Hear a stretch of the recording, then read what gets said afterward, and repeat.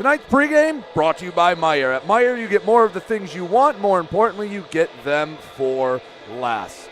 Binghamton Black Bears are in town.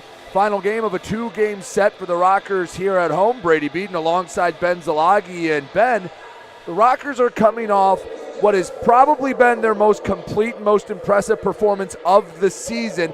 Knocked off a Columbus River Dragon team for the second time this year in regulation. Columbus has lost 5 times in regulation this year, twice to the Rockers. Snapped a 7-game losing streak, shut out Justin McDonald. They're playing pretty well, but none of that matters now. It's a new team coming into Big Boy Arena. They have to do it all over again. Yeah, they definitely have to do it all over again. I would say none of it matters because the team that you're facing tonight matters more than Columbus. They're more immediately in front of you. You got to get through Binghamton if you want to see Columbus again. So we know Binghamton's good. They're a tough team. We are 1-3 against them this year as well. So it's going to be a fun matchup. If you play like you did last night, you can win this game. We know the formula last time Binghamton came in. You get a little more physical with them. You knock them off the puck a little bit, just like the Rockers did last night. Then you can come out with a win, but it's going to be tough. Binghamton arguably had their worst game of the season last night. Mm-hmm. Connor McNanama did not look like himself in net. It was a 3-0 game before they even got a shorthanded goal to bring one back.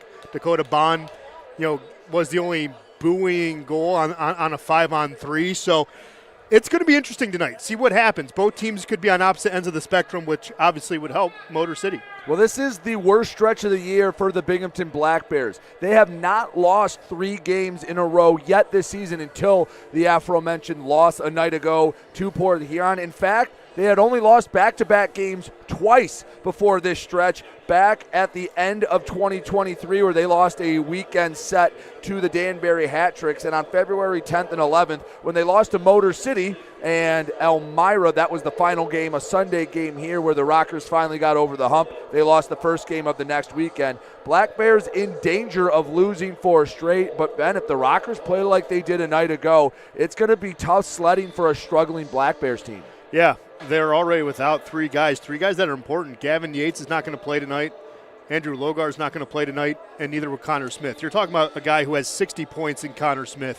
Andrew Logar has 28 points. Gavin Yates helps you out with almost 50 points as well. So, it could be a situation where you're getting Binghamton at the right time. Why? Danbury's not playing anymore this weekend. You can build up that lead a little bit more. Obviously, we don't play next weekend, but yeah, again, maybe you're just catching the team at the right time, and I know Binghamton fans are probably hoping that this is the worst that they'll see until the second season starts in a couple of weeks. We talked about consistency. We saw it in the micro a night ago, a little more of the macro as Binghamton comes into town. The 5th and final meeting of the regular season between these 2 Empire Division rivals. Both sides getting ready for starting lineups. We'll step aside. We'll come back with the starting lineups and puck drop right here on the Rockers Media Network.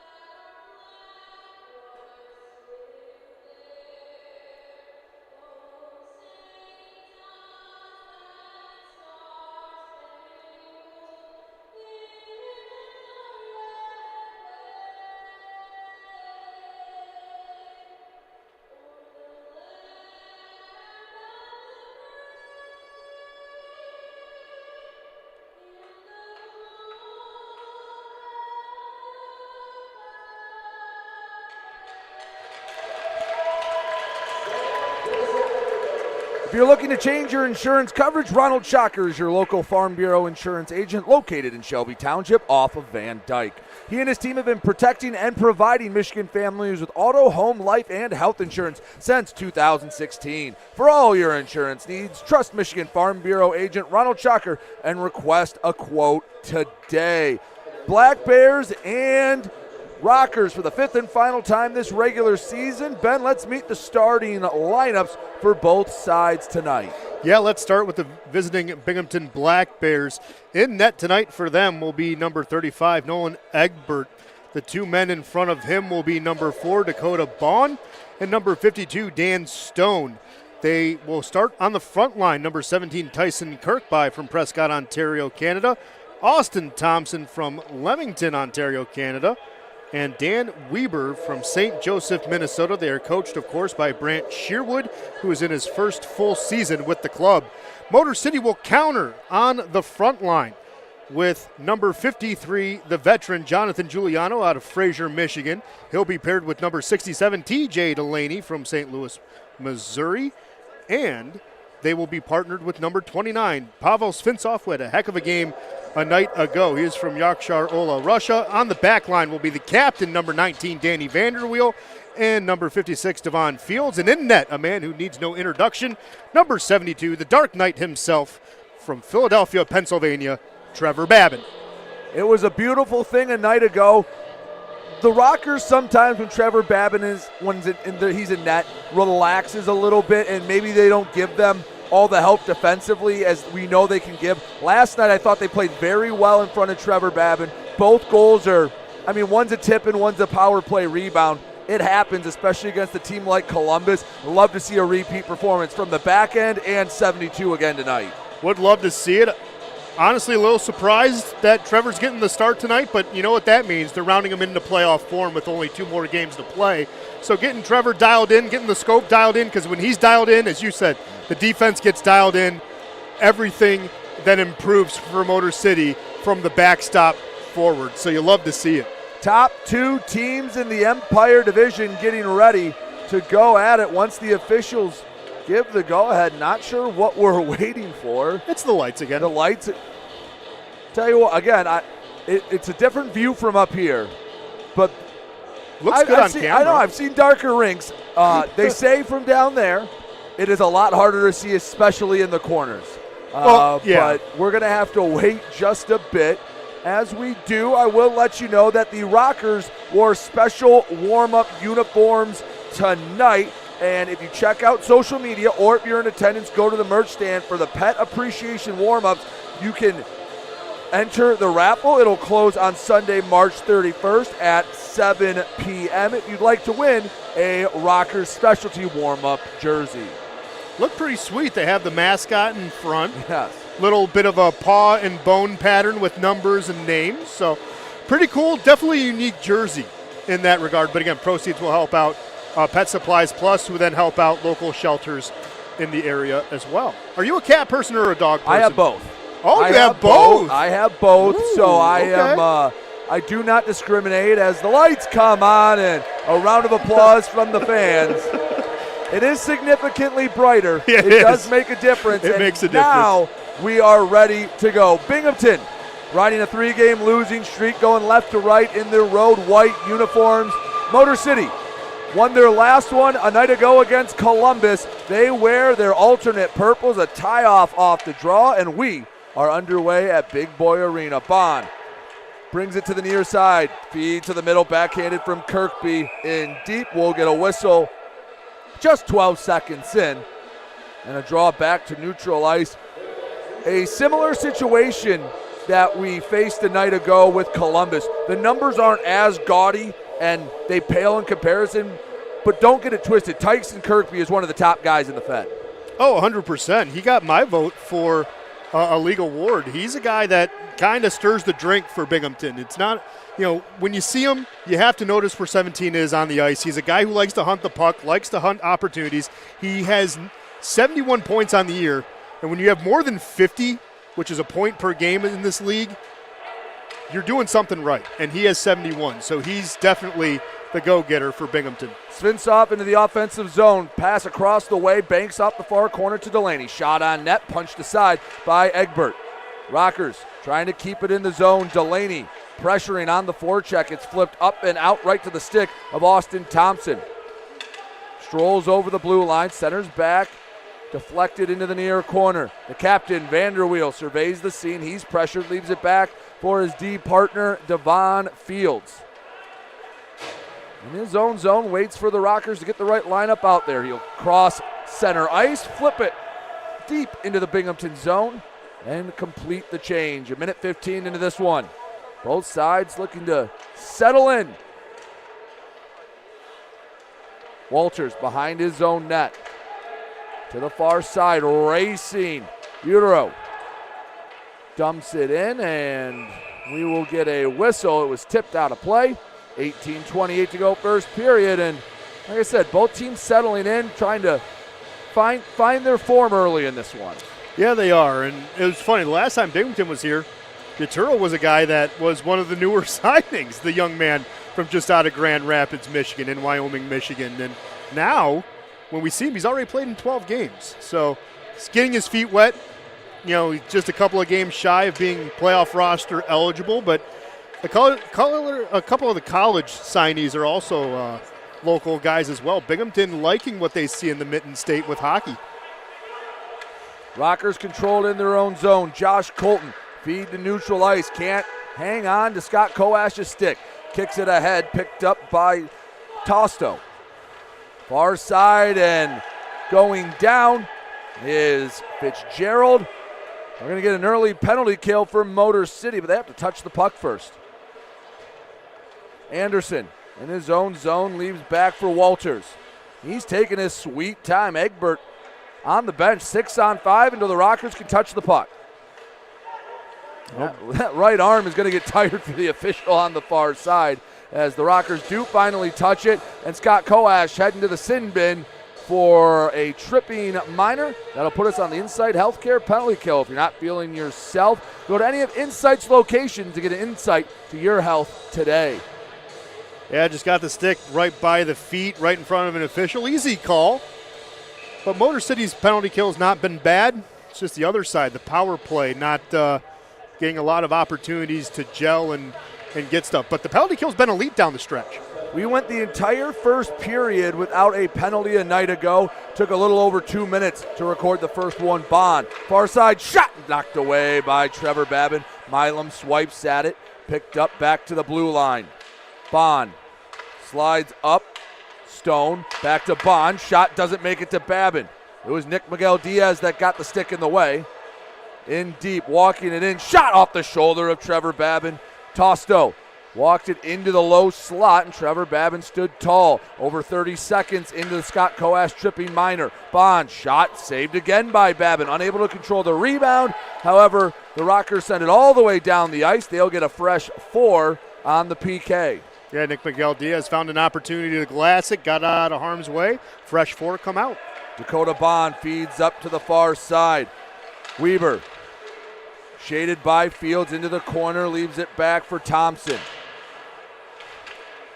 Ramakers on the half wall, searching. Pressured by Svintsov, 52 seconds left to go until we're back to even strength hockey. Svintsov whacks at it, it'll go all the way down the ice. And a nice job by this Rockers penalty kill so far. Yeah, Declan Conway blocked the initial shot, came back onto the stick of Pavel, and Pavel got the easy clear. So far, so good. Ramakers to Anderson between the circles. He's pushed off the puck by Vanderweel. He's all over the ice. The captain slides it over all 3 lines. Egbert comes out of his crease to play it. 24 seconds till Scott Coash is a free man. One last rush on the power play for Binghamton. Up the near side, Weber. He takes it deep into the corner. A couple of purple jerseys surround him. Delaney tried to clear it, hit something and went to the far side. Anderson back behind the net. 6 seconds left to go on the PK. Anderson circles around. Shot never got off the ice. Battle for it in front of the crease, and it slides to the corner. Scott Coash comes out of the box, and we're back to 5-on-5 hockey. We have a down Black Bear as he's holding his mouth. Play goes on. Coash drops far side. Giuliano. Vanderweel on the stick. Lost it for a moment. Left wing circle back. Giuliano shot. Scores! Jonathan Giuliano, the veteran, beats Egbert, and the Rockers are up 1-0. Well, what kind of started that? Josh Fletcher was the one who got reverse hit by Devon Fields. He took his time coming off the ice because once you lose the helmet, you have to get off the ice as quickly as possible. Well, you can't substitute or else it's too many men. Gives Motor City the opportunity to get a nice goal and get another early lead like they did a night ago. It was almost a mini power play with, he was checking, I don't know if he was looking for a chiclet, if he was checking for blood, but it was a 5-on-4, some nice passing, and Jonathan Giuliano, the veteran for the Rockers, nets number 16 on the year. What a season Jonathan Giuliano has had for the Purple and Black. Again, this year he's playing with house money. Did not know if he would have this year to have, and he's playing like it. He now with, 16 goals on the year for Jonathan Giuliano. He's still hunting 20 on the year. It's been a couple of years since he's had 20. But, man, Jonathan Giuliano has found a new love and passion for the game. A health scare will do that to you. But, man, Jonathan Giuliano, you got to love what he's done this year because you didn't know if he would have it. And he's just playing spectacular. This is Jonathan Giuliano's most productive season since the 16-17 campaign, where he split time between the Danville Dashers and the St. Clair Shores Fighting Saints, where he netted 19 goals. That was 2016-17. Feels like a lifetime ago. Well, it does feel like a lifetime ago. But, again, he's making the most of his opportunities. You love to see it. Again, most productive, as you said, Brady. Reiterating what I mentioned, again, you love to see it. You love to see Jonathan Giuliano, a guy who seems like he's been in this league forever. He's been in the league for about 14 years, so it is a long time. But you do. You love to see it, especially what happened last year. Giuliano near the top of the leaderboards in a lot of categories in Fed history. 14:21 to go, first period. Giuliano's goal has it 1-0. Into the offensive zone, King gives back. Smith whacks at it, and he scores! Number 3 for Avery Smith. Go to the net, good things happen, and Avery Smith makes it 2-0 Rockers in the blink of an eye. Oh, blink of an eye, 60 seconds off a clock. Avery Smith has been red hot since we signed him from Indiana Tech. Got into his first fight last night, got baptized a little bit, but again, getting a big goal, making it 2-0. Well, Ben, if we were worried if the Rockers could pick up where they left off a night ago, did not take them long to figure it out and continue the momentum they have, as the Rockers have it deep in the zone once again. Bond feeds it up for Binghamton. Tosto, pass broken up. Conway slides the puck back in his own zone to Milam, turned it over, but King able to get a stick on it to neutralize any threat. Yeah, that's just veteran on rookie right there. King just got his stick in the right position, broke up anything and any opportunity Binghamton had. Conway working on the puck. Shot goes to Babin. He kicks it to the corner. Binghamton buzzing a little bit after that second goal. Losers of 3 straight. This is their worst skid of the year, like we talked about it. You go down too early, some alarm bells have to be ringing on that Black Bear bench. Yeah, and on the road, they're 11-8-5 because in the Forest Division's Veteran Memorial, Brady, 22-1-2. So they're a different team on the road by any stretch of the imagination. Their goals against average is almost at a 4. Well, the good news for Binghamton, they have won the Empire Division. Yep. So they will get at least the first 2 rounds at home. The River Dragons are 7 points away from clinching the number 1 overall seed against Binghamton. Excuse me, they are 4 points away after the loss from Binghamton a night ago. So likely if they made the finals would have to go on the road, but if you're Binghamton, that's a bridge you cross when you get to it. Well, yeah, and again, if you want to...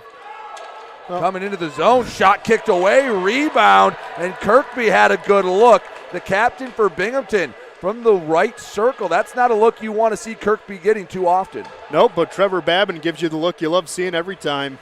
Warms the heart. Right, and we talked about it a night ago, complimentary hockey. Yep. Hey, if the defense is going to play well a lot of the time, that'll help Babin.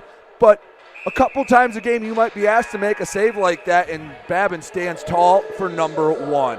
12:19 to go, first period. Rockers on top, 2-0. Let's take a look at the shots on goal, and I know one other game has started around the Fed. Over to you, Ben. Yeah, well, shots on goal. If you are surprised, I'm surprised. Binghamton leads that category 5-3. Motor City leading on the scoreboard 2-0. Jonathan Giuliano and Avery Smith getting the goals for Motor City a minute apart. You're right, there is another game going on at First Arena in Elmira. Watertown and the River Sharks going at it. The River Sharks got a goal, a power play goal, at the 5:38 mark of the first period off the stick of Cam Yarwood for a 1-0 lead. Elmira holding on by a thread to that 4th spot in the Empire. Well, this is actually the final game for Ben and I in the booth together, because starting the next the next game on the road, but for the rest of the home games, we will have radio. I'll move over to radio. Ben will stick with you guys here on the YouTube feed. And if you want to promote your business on the radio, get in contact with the Rockers front office. We're partnered with Salem Media Group, a 101.5 FM, AM 1400 WDTK. The Patriot will be the home of Rockers hockey for the rest of the season. So now you'll have a little variety. If you're at home, turn on the TV, watch there. If you're driving around, well, all the better. You can listen to the radio and catch Rocker hockey that way as well. Yeah, it's good news, but it's bittersweet. Don't want to lose you in the booth, but it's a great opportunity for you, Brady. You know, we'll still all be here. We'll just still be be spread here. out a little more. I'll have to find the binoculars to see where you are. I can't say to my left, as always, Brady Beaton anymore. I can't do it. But breaks the heart. The next step in an organizational growth. Yep. It's again, it's part of the growing pains, and we'll actually be the only team in the Fed to have separate radio and TV broadcasts. And if you look at a lot of teams higher up in other leagues, that's a rarity. That's a luxury that the Rockers can provide that you can't say for too many other organizations. Well, and again, to your credit, Brady, you know, you've grown as a broadcaster in the 2 years that we've been here. You deserve the opportunity. And I miss you as a color guy. You're one of the best color guys in the league, bar none. But you've earned the opportunity. Well, it helps that there's not a lot. There's not a lot of them. No, but even former. I was going to say there's former players that step in and do it. But you know what? You do a tremendous job, and you deserve the opportunity to get yours. So again, it's a credit to you and the work that you've put in. Excited to see what you do on the radio side. Appreciate that. First broadcast 13 days from now up in Port Huron on the Patriot. Oh, and a goal slides by Trevor Babin. I don't know if Trevor Babin didn't see it, wasn't playing it right, but as dirty of a goal you'll get. It's number 20, Kyle Steffen, for his 3rd of the year, and man, did Binghamton need one like that to get back into this one. Yeah, stems the tide a little bit. They don't have to be pretty. They just have to go in. And, you know, it's one of those things that, you know, yes, Slides past Trevor, thought he could poke check it, just got underneath the stick, misplayed it just a little bit, but scoreboard lighting up early. 2-1 Rockers, 11:22 into the first period, or 11:22 left in the first period. Black Bears get one back. Rockers have the puck, rink wide feed, goes to Bond. He knocked it down, a high stick call, a draw coming in the Binghamton end.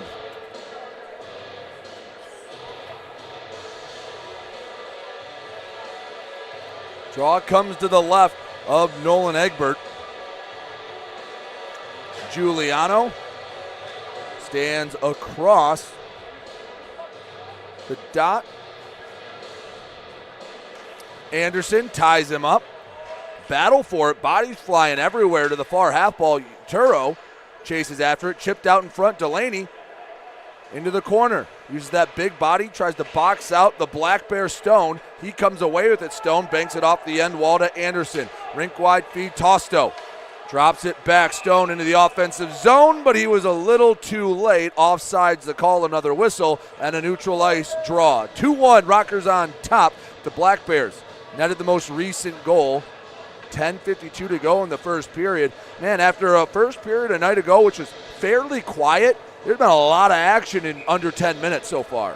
yeah, well, again, you want to wash the taste out of your mouth after a game like you had last night if you're a Binghamton fan. It's not anything anyone in the league, I think, was going to see coming, especially with, McAnima in net. But, you still have a fighting chance. You can play for pride, and you don't expect Binghamton to shy away from anyone in any opportunity. So, you get one back, and you got to do what you did a night ago, right, Brady? Anytime they came within one, we got one back, and see if we can do that here. Rockers leading scorer Scott Coash tried to dump it in. Bond got in front. Gullo, right wing circle. Stick handles, gives it back to the point. Milam fakes the slap shot. Back to Gullo, far wall. Banks it off that wall to Coash. Couldn't settle that puck down. Stone picked it up. Smith throwing the body around in the dirty area. Binghamton comes away with it, however. Tosso, one touch. Back to Anderson over the red. Now the blue line to the near half wall. Anderson in close, and the shot shouldered away by Trevor Babin. Jamison Milam to the skate of Coash, gives it to Gullo. Over center ice, he slides it in deep. The Rockers will send 5 new players over the boards. 9:45 to go, first period, 2-1. Rockers on top of Binghamton here at Big Boy Arena.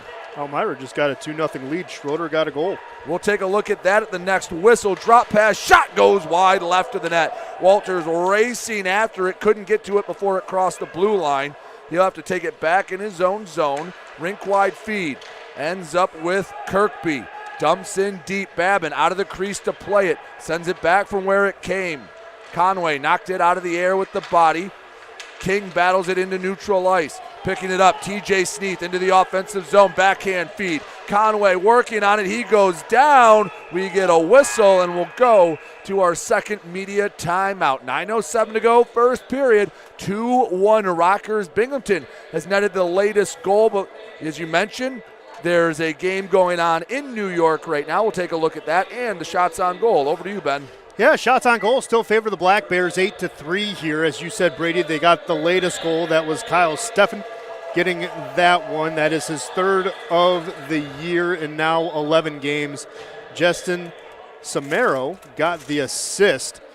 But again, 2-1 here. It's 2-0 out at First Arena. Again, having a multi-point night. Trevor Schroeder, who got the secondary assist on Cam Yarwood's power play goal. Well, 3 minutes later, he said, I'm going to do this myself. Got a goal unassisted. It's 2-0. And we were talking just a night ago, Watertown has been one of the better teams, coming down the stretch. But you never know what you're going to get with Elmira. They're the wild card in all of this. Yeah, right now, Watertown and Elmira deadlocked for that final spot to figure out who's going to play Binghamton in the postseason. Motor City is locked in with Danbury. The question is, who gets the one home game and who gets the 2? Danbury off tonight, so they'll have 2 games in hand after tonight.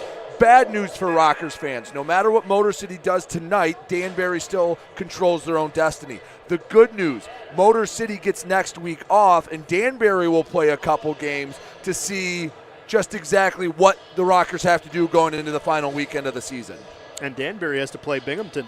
It's a rivalry. Yes, so it is. There's no guarantees what happens next week. You think Motor City and Port Huron play a lot. Go look at those 4 teams and how often Watertown, Elmira, Binghamton, and Danbury play each other. They're going to be sick of each other, or they are sick of each other by this point. And again, why would Bingo do them any favors, right? They're not going to roll over. So, yeah, we have a bye week. We can just sit at home, watch, see what's going to go on, and see what helps or doesn't help our cause. Thompson draws pass. Weber, and he pushes it high and wide of the net. Thornton slides it past the stick of Thompson. In deep, Giuliano sends to the near side. It goes by everyone's stick all the way down the ice, and we'll get an icing call. Draw back to the Rocker zone. Well, also, we want to expand on the radio thing, right? Because mentioning playoffs, you'll get the opening round. Yeah, we're doing road games as well. Yep. So we will have home and road games the rest of the way. So whether it's 1 or 2 in Danbury, we'll be there. And, well, hopefully a deep run. And we'll have every Rocker playoff game on the Patriots. So, again, excited to bring you that opportunity. Shot in front, whiffed on, and Motor City gets it out of harm's way. Svinsov over the near red line into the offensive zone. Rink-wide feed. Tried to get it back to Delaney, but the pass from Giuliano a bit too hot to handle. Still deep in the Binghamton zone. 2 purple, 2 white jerseys poking and prodding. There's a third in there. Trying to get something out of there. Svinsov and Delaney trying to just get that puck back to the point. They do. Smith, shot on net, swallowed up by Egbert. He'll freeze. 8:06 to go first period. 2-1 Motor City. And Kirkby and Delaney having a few words with each other. Well, Delaney's had a lot of company. You include yesterday, you include today. It's like he's a magnet for ill-tempered people. Well, when you play in front of the net and you play in those dirty areas and you get into those physical battles, it's just kind of a natural consequence of the way he plays the game. It is, and the funny thing is, TJ will be the first to tell you, fighting's not in my game, but I will not step away from a fight, and he's shown that where he keeps his hands down. He'll get whitewashed a little bit with a glove, and he won't retaliate. He's a very smart kid. You can credit his parents for not teaching him to retaliate as quickly and just accept, what's happening, because, of course, when you retaliate, the official sees that instead of the initial penalty. Rockers won a puck battle. They sent it deep into the Binghamton zone. However, the Black Bears have it. Rink-wide feed to Ramakers to the middle. Pass across, and it's knocked away. Rotundi back in the lineup again tonight. Sends it into the neutral zone. Steffen, offensive zone shot. Punched away by Babin. It was sitting right out in front. Luckily, it was Milam that picked it up. He takes it over all 3 lines before he's forced off the puck by Liam Anderson of Binghamton. And a lot of the shots against Babin so far have been high. He's been making a lot of shoulder saves. Don't know if that's by design. Don't know if they saw something scouting Trevor Babin, but he hasn't had to make a lot of low saves in this game so far. Back to the blue line, Liam Anderson. Shot doesn't make it through. Second attempt paddled away by Babin. Binghamton settling in a little bit after giving up the first 2 goals to Motor City. Far side hash marks. Conway puts on the brakes. He's pestered by a couple of white sweaters. Sneath backhand easily sticked aside by Egbert. Rink wide feed. And Milam got his stick in front of Tosto. To the near wall. King gets it off the bounce. Surveys the scene, feeds up to Sneath along the near wall. Finds Delaney into the offensive zone, slides in deep. Sneath battling with Anderson. To the far side, Svinsov racing in. He lost the puck, and Weber comes away with it. 6:08 to go first period, 2-1 Motor City. Forecheck causes a turnover. Svinsov looking for someone to send it to. Had to give it back to the point to Nick Miguel Diaz. Shot out in front, tipped, never made it to Egbert. In the near corner, back to the point. Fields on the backhand, sends it in deep once again. Centering feed knocked away. They were looking for TJ Delaney. Trevor Babin behind his own net gives to Danny Vanderweel, the captain. Along the far half wall, tried to bank it to Delaney. Pass didn't find its home, and Binghamton has possession. Thompson is looking for Kirkby. Passes a bit off the mark, and Motor City gets it right back. Flips up and into the crowd. Fan coming home with the souvenir, and we'll get another draw in the neutral zone. Ben, ever since that Binghamton goal, it feels like both teams took a deep breath, and it's been a different hockey game since. Yeah, it really has. That's what I was trying to be quiet, kind of figuring out the whys and whats, and I haven't figured it out just yet. Both these teams getting maybe a little bit more buckled down, more relaxed, getting more of those jabs in and not looking for power punches, and they're just doing the simple things, getting sticks in the passing lanes, breaking up passing, not seeing a lot of breakouts. 3-on-2 for Motor City. Smith with speed, and the shot gets deflected up into the rafters. And we'll get a draw in the Binghamton end. Well, of course, as I say, that Motor City gets a 3-on-2 breakout. Looked pretty good doing it. But Binghamton did a nice job defending it. Get a 3-on-2 and you get a contested shot out of it, or that's all Motor City can get. You're going to take that if you're a Black Bears fan. Oh, 100%. You'll take that every time, and especially if you can force an early shot to get that deflection, because you can reset everything. And we know Motor City isn't the best team on a face-off draw, so you can clear the zone and create an opportunity like they are right here. Thompson, one-on-one in the offensive zone, has it on the blade of his stick. Shot, 5-hole, covered up by Babin. Still in the zone, Bond sends it off the back glass. Rockers pick it up to neutral ice. Sneath, near side, Lane King. Backhands to the center, shot, scores! TJ Sneath on the back door. He gets one back for Motor City, and it's 3-1 Rockers. Well, it didn't take 60 seconds. It took 7 minutes. But that's a big goal. Beautiful feathering feed, though, by Lane King at the half wall. Got it through traffic, caught everyone flat-footed. TJ Sneath, who's been red hot lately, just put it through, giving Motor City back the 2-goal lead. Very nicely done. And that's a heck of a feed from Lane King. That's on the backhand past two white sweaters. I've loved the resolve of this Motor City team the last two nights.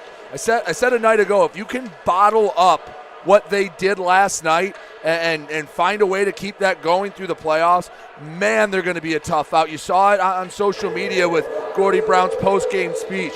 When you play like, I can't say exactly what he said, but when you play like that, they're going to be a pretty darn tough team to beat. But that's the style Gordie Brown coaches. And again, it's the building it through 60 minutes, not 30, not 45. It has to be a full 60-minute effort. Saw it last night, seeing it now. The guys have it in them. We're not selling water to Eskimos when we say this is a top 4 team in the league, right? They're a good team, and they just got to play like it and play with the confidence like it, because they can hang with anybody. And that's why if you go back about 24 hours from right now, backhand glove by Babin, we were a little down and a little frustrated going into the game last night, going 0 for 3 down in Columbus, because we knew this Rocker team could play. They've played the last 77 minutes this weekend. So coming out of Columbus with no points was a little disappointing, because we knew they had it in them, and they're showing it this weekend. 3-1 Motor City on top, 3:45 to go in the first period. Let's take a look at the shots on goal and the scores around the Fed. Well, same story as the other media timeouts. Binghamton leading the shots on goal category 11-6. Motor City, though, leading 3-1, getting, basically a goal every second time they've shot on net. So far, it's still 2-0 at First Arena between the River Sharks and the Wolves.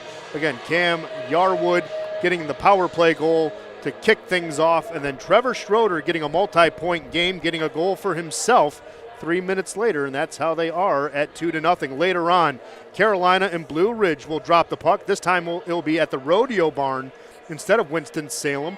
Columbus, who was here a night ago, is going to travel back up the road to I-94 to Port Huron, where they played on Thursday.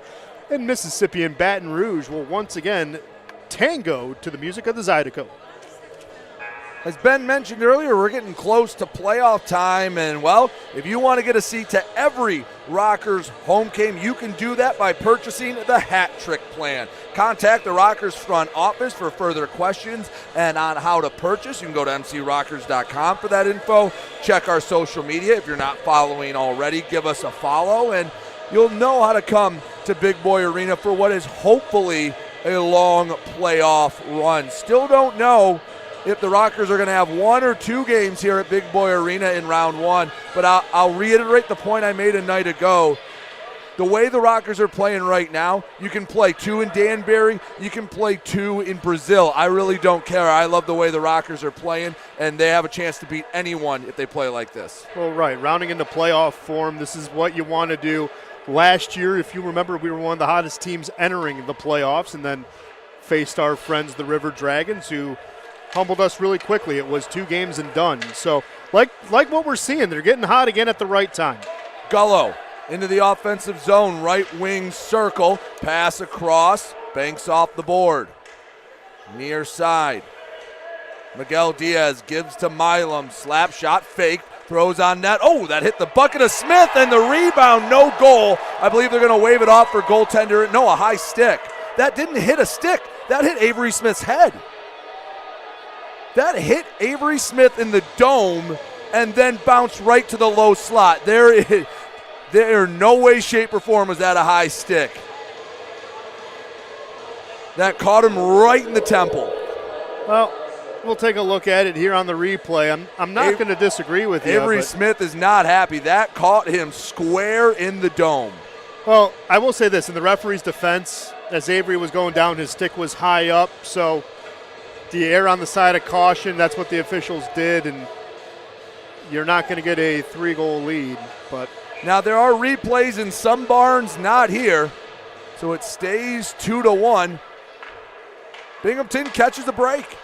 Sneath forced the turnover at neutral ice, but gives it right back. Daniel Stone on the far wall. Has it in the corner. Fields tries to throw a body. Stone spins off to Kirkby. In close, and a kick save by Babin. Oh, he got the skate blade on it. Makes another one. Trevor Babin showing why he's one of the best in the league. Well, the Dark Knight uses his feet, uses his hands. Love to see it. Nice little back kick, kind of like what we saw last night with Brendan Colgan on the doorstep. But Trevor Babin says, I can do that too. The Philly kid's got it. Now, what I love is the save from Trevor Babin. What I don't love is a Black Bear basically standing uncontested right in front of the crease. Well, no, and I think at that time you are going to be caught just naturally puck watching. You saw a feat of genius, and no fault through the players. They were able to get the puck cleared out. But yeah, I agree with you. You got to not puck watch all the time. Sometimes you got to react to what happens in your defensive zone to get that cleared. Babin snags the shot from Walters. 1:56 to go in the first period. 3-1 Motor City. Rockers have come out on fire.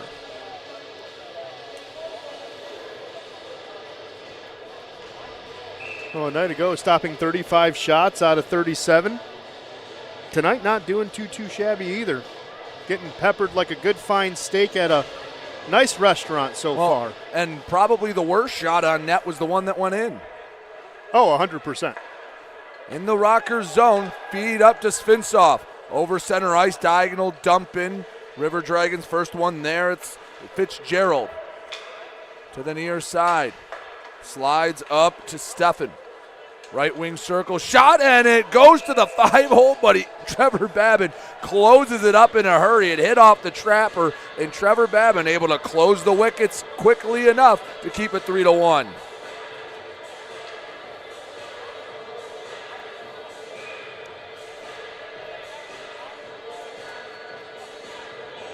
Draw in the Rocker zone to the left of Trevor Babin.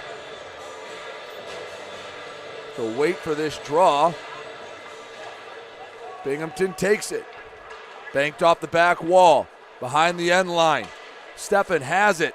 Sends it back. That's Samaro. Bodies hit the ice. Left wing circle. Pass off the mark. Samaro fighting for it at his feet. That's Rotundi that knocked him to the ice. He lost his stick. He's throwing the body around. Shot deflected to the far side. And Motor City just wants a deep breath. They'll take the icing call despite the best efforts of Avery Smith. And we'll go all the way back down to the Rockers' end. Yeah, he and JT Walters had a good little race, but it didn't matter. But that's the effort you're getting from 21. That's the effort we've gotten ever since he's come from Indiana Tech. And, with college guys, for the most part, it seems around the league, you're getting guys that you hope to have next year, that you want to see how they fit in. if the Rockers make a deep playoff run, I have a strong suspicion Avery Smith would be a big part of it. Yeah, and last year Ricky had to leave for spring break to finish up some labs to graduate. Hopefully Avery, we can talk to his teachers and just say, hey, can we get a pass-fail verbal? Well, for a final and not have him leave? Because I want this kid to stay around as much as possible. He's been a joy to watch. Binghamton, final minute shot in close, and it's knocked away. I think Colton got the stick on it and sent it to safety. Thompson knocked off the puck in the corner. 32 seconds left to go in the opening frame. Pass misses the stick of Stone, and the Black Bears have to hurry. Feed to the skate of Thompson. Lost it, and Motor City, 20 seconds if they want one more rush. Milam. Short feed to the near side to Lane King. Right to the stick is TJ Sneath. Left wing circle, 12 seconds to go. Backhanded to nobody in particular. Kirkby waves at it, knocks it all the way down. Tosto racing after it. It's chipped by Babin. 3 seconds left, and Nick Miguel Diaz will keep it on the blade of the stick. As the buzzer sounds, the first 20 minutes are up. Motor City leads it 3-1, and they played, well, about as well as they played a night ago. Sans one ugly goal given up, but a 3-1 lead over Binghamton. Ben, you're not going to hear many complaints from me. No, there's not a lot of complaints because, again, you're only getting 6 shots on goal, which isn't great. But the good news is, out of those 6 shots, you have 3 goals. So quality over quantity. I was going to say, that's exactly it. Every 2 shots, the puck has crossed the end line. That's pretty special.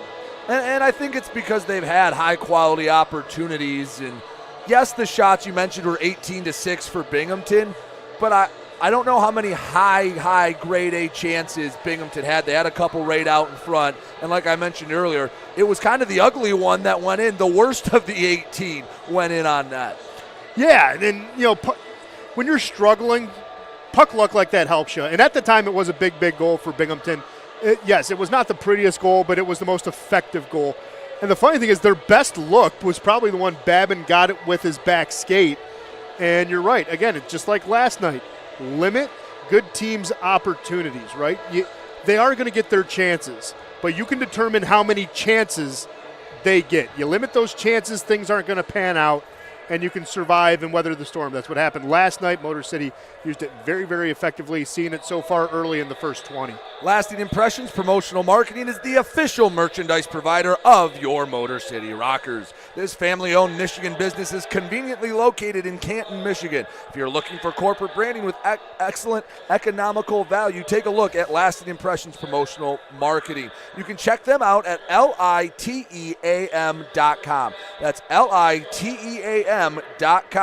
Lasting Impressions Promotional Marketing is a proud partner of your Motor City Rockers. 3-1 Rockers on top. We'll leave you with the intermission festivities as we step aside here on the Rockers Media Network.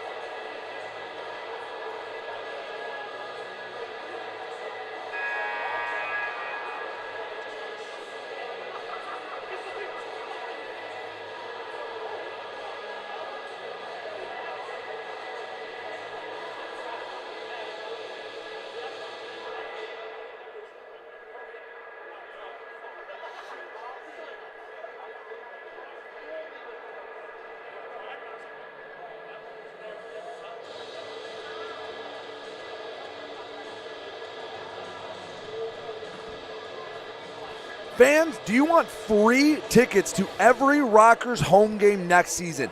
If you do, visit the Rockers merch store for your chance to be a part of the band and win the 2024-2025 Rockers season tickets. The winner will be revealed at the season finale. That's on April 13th, 2 weeks from now. You have to visit the merch store here at Big Boy Arena above Section 7 to enter. 3-1, Motor City on top of Binghamton. If you look at the box score, it might paint a different picture, but Binghamton had 18 shots in that first period. Motor City ended up with, 16 shots in that first period. Motor City ended with just 6, but Motor City leads on the scoreboard 3-1. Yeah, again, it's quality versus quantity, right? A lot of the shots have been coming in from the outside. Binghamton's just not getting shots close in the net area, right in that sweet zone, about 15, 20 feet out. And the ones that they have gotten have been very few and far between. And, of course, one of the ones where they didn't get a finger on the trigger went through. So, it is what it is. And, I still think the Black Bears, though, can come back into this one. Motor City, though, still doing a good job keeping everything in front of them. Again, it starts at the backstop on forward. And Trevor Babin's having a great game. The defense doing a pretty good job in front, clearing the net, clearing opportunities, which in turn is allowing Motor City to get some breakouts, get some good rushes, and allowing them to be a little more aggressive on the forecheck as well. Well, Binghamton, on a 3-game losing streak, they're not going to be happy in that locker room. You have to imagine they're going to come out with a little bit of a fire lit underneath them to start the second period. Oh, 100%. Brant Sherwood's not going to be happy with, again, shot selection, not getting into their systems, not carrying the puck in, waiting for your trailer to catch up with you. There's a lot of things you can correct if you're, wearing green and white tonight. So he's going to tell his guys, hey, look, let's get comfortable. Let's get back into our systems, get one back in the first 5 minutes or so and see where we go from there. Columbus tried doing that a night ago. It didn't work out because we answered 40 seconds later. So if Motor City can still answer the bell like they have so far this weekend, things are going to look pretty good. Let's go back to the theme we've had all weekend, consistency. And for the most part, they've been consistent through 80 minutes this weekend. Obviously, you're not going to play perfect. The other team's getting paid too. The other team has a bunch of professionals on their roster. But, man, I can't think of a stretch where Motor City's been playing better. And about the right time, you want to be playing your best hockey. Yeah, and remember, Motor City started the year, the first 9 games or so, they had a point, right? So, bookending your season that way is a good way to go. Yes, you can make changes. Obviously, Motor City was hurt through some injuries, some guys, playing in other leagues, being inactive. And we had that, rough kind of November, December, about Thanksgiving to about New Year's, right? It was a little shaky there for a second. But, yeah, you like what you're seeing so far. Everyone's rounding into playoff form. You like seeing it. The guys are even playing loose, so you love seeing that as well. So not only are they confident in their skating and in their strides, they're having fun doing it. So that's always a nice thing to see as well. And it feels like the play's contagious. Hey, Avery Smith's going down in the dirty areas. Now TJ Delaney's getting in there. Nick Miguel Diaz and Devon Fields are working in the corners. Guys are scoring. Pavel Svintsev popped out off a night ago. Lane King has already recorded 2 assists. But kind of like in baseball, when everyone's hitting, there's a fight at the back rack. It feels like guys cannot wait to get on the ice because it has been everyone contributing. It hasn't been just a hot line or a hot player. It has been a full team effort. Yeah, and the other thing with that, too, is that it fuels practice, right? That's where it goes to that next level because why you think maybe I might be losing a job, I might be losing a shift, right? So you want to make sure you're battling your teammates in healthy competition to earn those shifts back.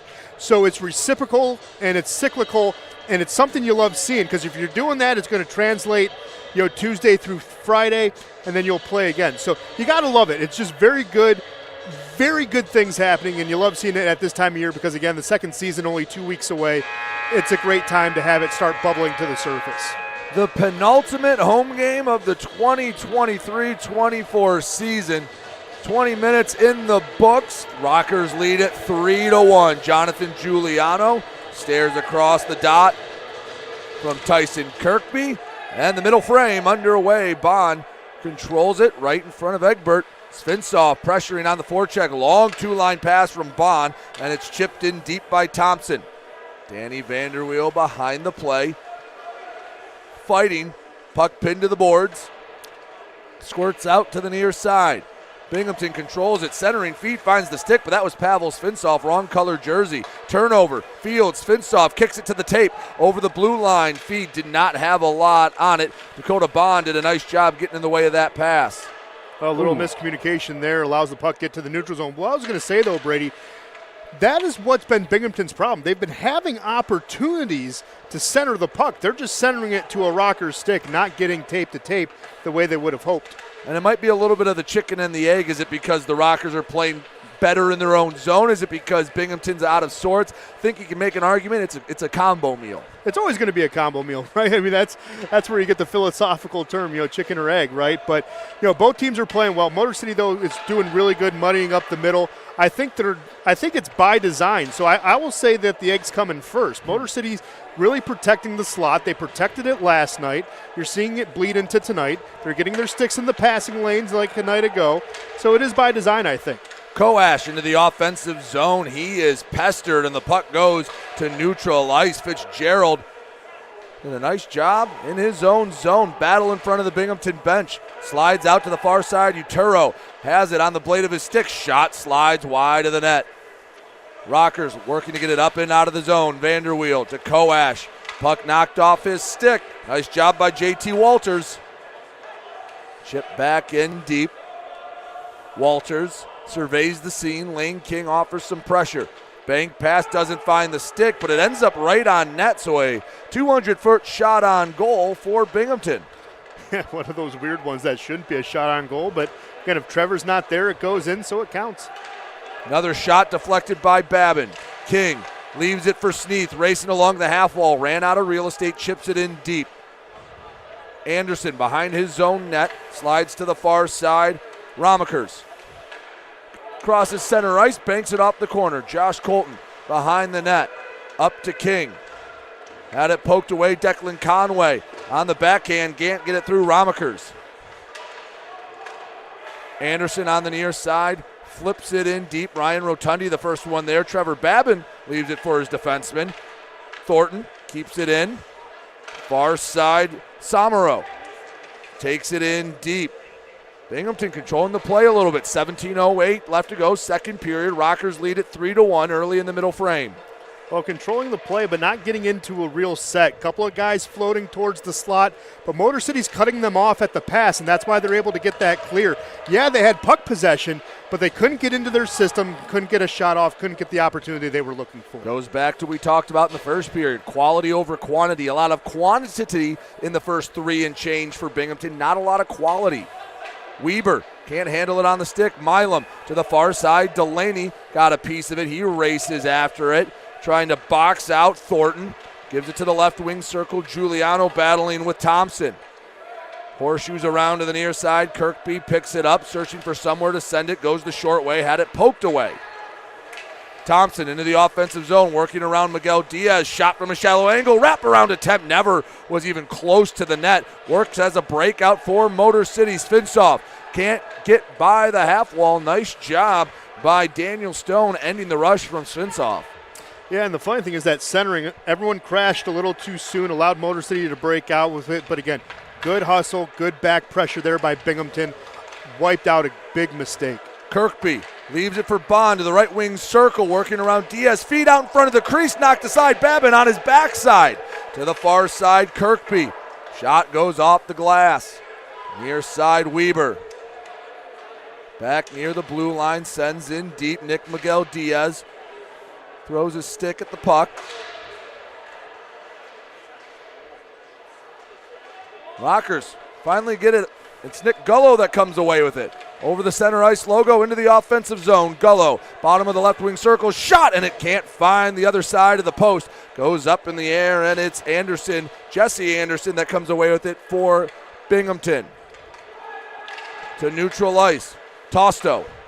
Diagonal dump, banks off the boards, back to the near circle. Smith for Motor City, chips it ahead to Koash. Gives to King, 2-on-2.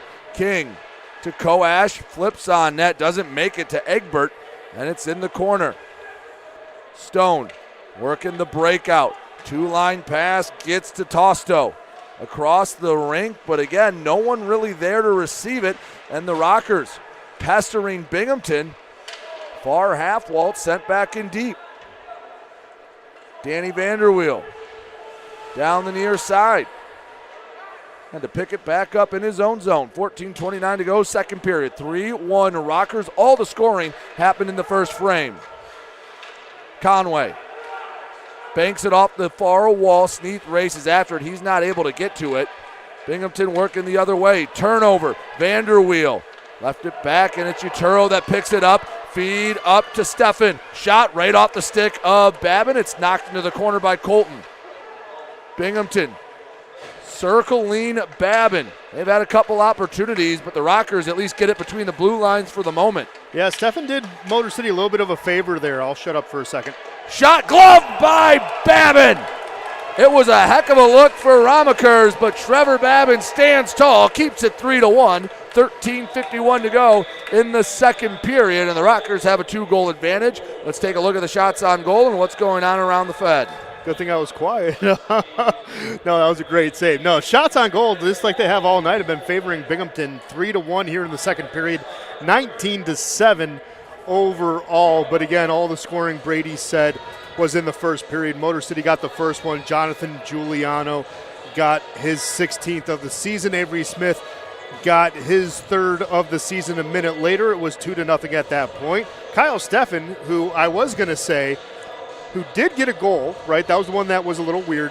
He did Motor City a favor on that breakaway, shot it a little too soon, probably could have deked back to the far side post, decided to shoot anyways and try to make something happen, but didn't happen because Babin's been playing well. And then, of course, TJ Sneath made it 3-1. And really quickly, still 2-0 at First Arena between Elmira and Watertown. Brady? Well, Trevor Babin, he's been playing really well. If you want to improve your game as a goaltender, Iconic Goaltending has clinics in Metro Detroit for young goaltenders looking to improve their game. Information on private lessons, team skates, and performance analysis can be found at iconicgoaltending.com. 13:51 to go, second period.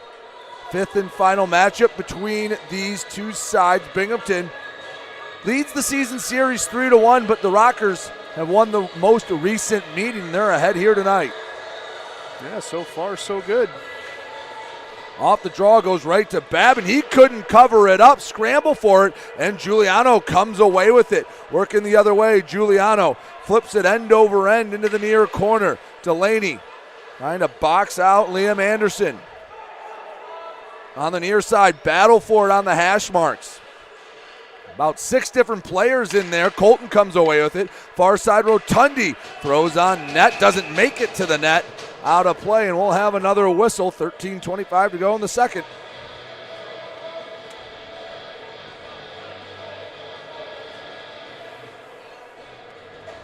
We mentioned it before, Brady. 3 forwards that were scratched. 2 guys that were 50 points or better, right? So how do you fill that in? How do you replace that in your mind? Because as of right now, you're not getting into your systems, and that could hurt because you have 2 guys now playing out of position, and Weber and Anderson moving to forward from defense. You really can, and actually it feels like the pendulum swung. Go look at the Rockers roster when they went to Binghamton and lost 8-1. Yeah, it's kind of the reverse of that. There's a lot of guys that are playing really well tonight that were not in New York the first time these two teams met. Motor City rounding into form, and Binghamton, well, they might not be at full capacity. Slap shot, kicked aside, rebound, another clapper from the bottom of the left wing circle, saved by Babin. Binghamton still on the attack. Liam Anderson, shot doesn't make it to Babin. Smith able to get the backhand on it, sends it to the corner. Binghamton still with it, right wing circle, shot misses wide of the net. That was Daniel Stone that had the look. Binghamton playing a much better second period than they have a first. Dominating the time on attack. Stone to Bond. Pass gets deflected. Kirkby on the far side. Gives to Thompson, and the shot goes up, still in play. Far side, Koash has it. Banks it off the boards to neutral ice. Stone settles it down to the near side. Bond looking to pass before he had the puck. Had to readjust. Kirkby chips in deep, and Binghamton will make a line change. Fletcher racing after it as Nick Miguel Diaz. Long stretch pass doesn't get by Stone. And that last sequence for the Black Bears, you liked it, right? Because they had a couple more opportunities because Babin was screened in front. But again, it's Motor City's defense that are also blocking these shots. If Babin's not making saves, it's the other guys in purple that are stepping in front. And a lot of these shots are that's offsides on Fletcher. But a lot of these shots are coming from the outside. They're coming from 50 to 75 feet out. They're not quality chances. And when they get through in the muddy areas, they're hitting purple jerseys, and Motor City's able to go out and clear the puck. You like that last sequence, though, from Binghamton because it shows a little strength and growth. But again, you got to love what Motor City's doing on defense, still shutting them down, still adjusting where they need to make the adjustments. Well, I don't think it's a coincidence that maybe the two best wins for Motor City this year when they beat Binghamton. Yep. Well, actually three if you want to include both wins against Columbus. It was defense that led the way. 5-4 against Columbus, but there was one goal that we'll just call may be a little controversial. So for all intents and purposes, 3, and then 1 against Binghamton and 2 against Columbus last night. When the Rockers are playing their best, it starts in their own zone. Well, again, it's always from the backstop out with Motor City. If you can follow that trend, everything works and everyone's happy. Binghamton with the puck, long feed to the tape of Ramakers. On the backhand, he falls down to the ice. Devon Fields picks it up cleanly. Svinsov begging for it near the Binghamton blue line. Puck doesn't make it that far. Svinsov comes away with it into the offensive zone. Feed just a bit too strong for Giuliano. Thornton back behind the net, battling with Svinsov. Brody Thornton. Pass, hops over the stick, ends up between the linesman's legs. He's trying to get out of harm's way.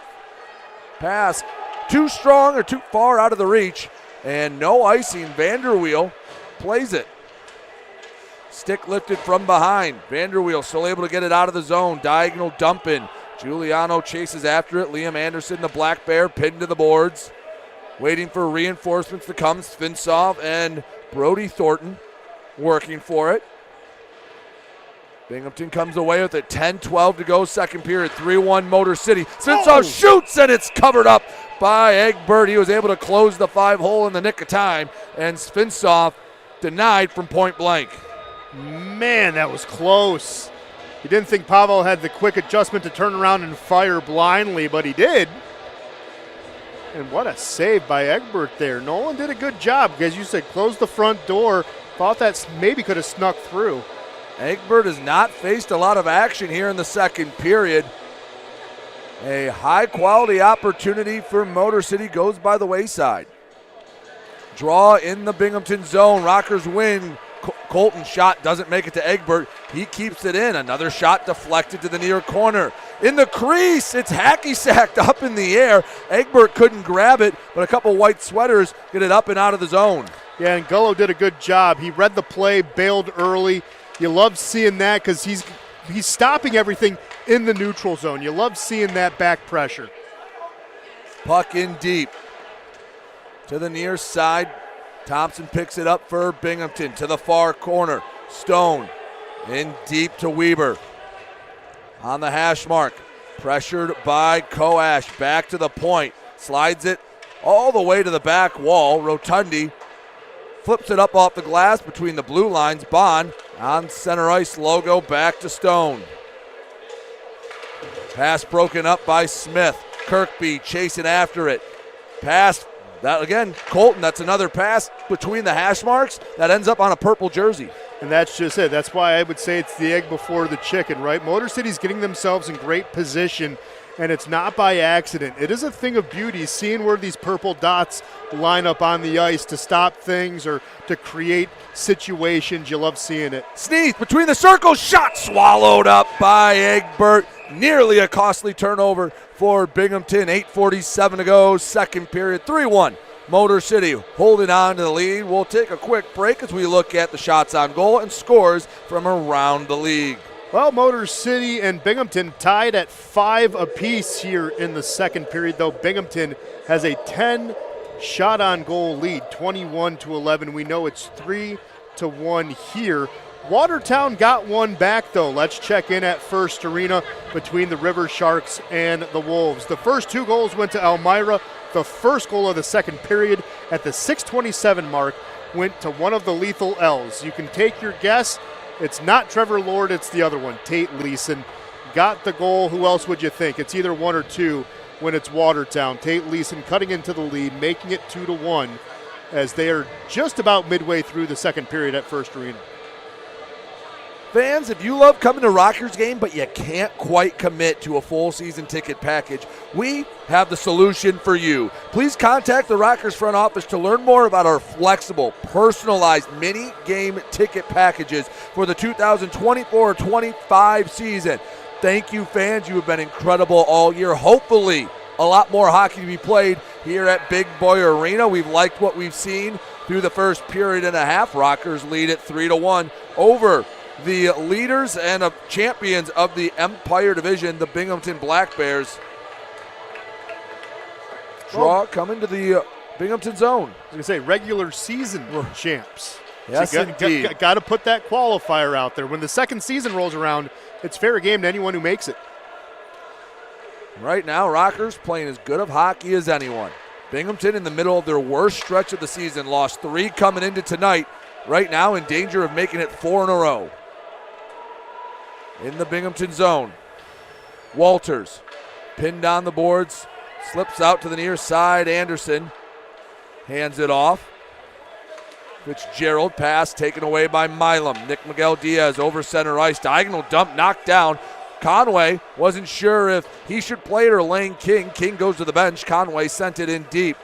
Nick Miguel Diaz flips it up into the netting. And we'll get a draw back in the neutral zone. 8:01 to go, second period, 3-1 Motor City. Good.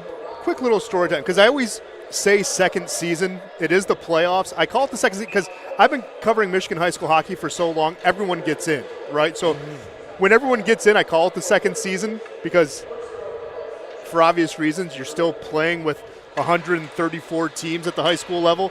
Obviously, when you're playing pro hockey, it's not a second season. It's a true playoff thing, but it's just something that stuck with me, so I want to just explain that for everyone at home because I sound crazy. Because we're in the second season right now for Motor City, but yeah, I always call the playoffs the second season for that reason. So everyone just bear with me and be like Brady. Ignore me when I say second season because you know I mean playoffs. Well, this season feels like it's had 3 acts. As you mentioned earlier in the year, Rockers started off red hot. It seemed like they were one of the best teams in the league, and then they had a long losing streak, and they were looking to find their way. And, well, hopefully this weekend has been the start of how they'll play the rest of the year. Well, you would love to see it. Get hot at the right time. Fields going at it with Thompson. Play goes on. Vanderweel chips it back in deep. Svintsov in the corner. Another puck battle. 3 purple, 2 white jerseys poking and prodding.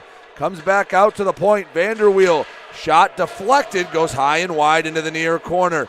Backhanded across the board. Svintsov races after it again. Has it out his skates. Couple of white jerseys knock him off the puck, and it's Brody Thornton coming away with it.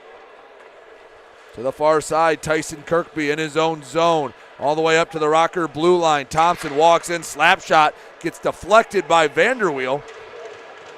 Back behind the net, Jonathan Giuliano. Up to Koash. Flips it to center ice, and the Rockers will race to their bench as they try to get a line change off. No, they'll do it successfully thanks to the forechecking pressure of Gullo. Again, he's a guy who's a good two-way forward, right? And what that means for people that are unsure literally means what you think it means. He's good offensively. He's good defensively. He's a guy who knows when to bail at the right time. He's one of those reliable forwards. And the thing that makes it special is on a 5-day, he's about on a good day he's about 5'7". On a bad day he's about 5'5". But his heart is of that of a guy that's 6'6". Plays the game with good emotion, with a high motor at all times. You just love to see it. Good two-way forward, leading by example. And as the Rockers roster is rounded into form down the stretch, he was one of the additions that fans were excited for. And, well, he's endeared himself to this Rocker fan base. 6:25 to go, middle frame. 3-1 Motor City leads Binghamton. Nobody has lit the lamp here in the second. Binghamton. Shot goes up and over the net. Fields battling for it. Babin couldn't quite cover it up. Slides behind the end line. Feet out in front. Shot right into the trapper of Trevor Babin. It was Kyle Steppen again. Man, he's been all over the ice tonight for Binghamton, but Trevor Babin stands tall once more. Again, he couldn't get a finger on the trigger in the first period. That one goes in. The second period, he's had great looks, and Trevor Babin just says, nah, not your night, kid. Going to stop it. Going to stop that one, too. Oh, you have a breakaway? No, not tonight either. And it's got to be frustrating for him because he's right now the only Black Bear that's been able to get in between the hashes, get really good scoring opportunities, and that's got to be extra frustrating for number 20. And not a candidate you'd think would have the only goal and have as many opportunities coming into tonight. Just 3 points, 2 goals, and an assist. Yeah. Another shot chested away by Trevor Babin. Rockers working up and out. Lane King feed to Conway. Couldn't kick it to the tape.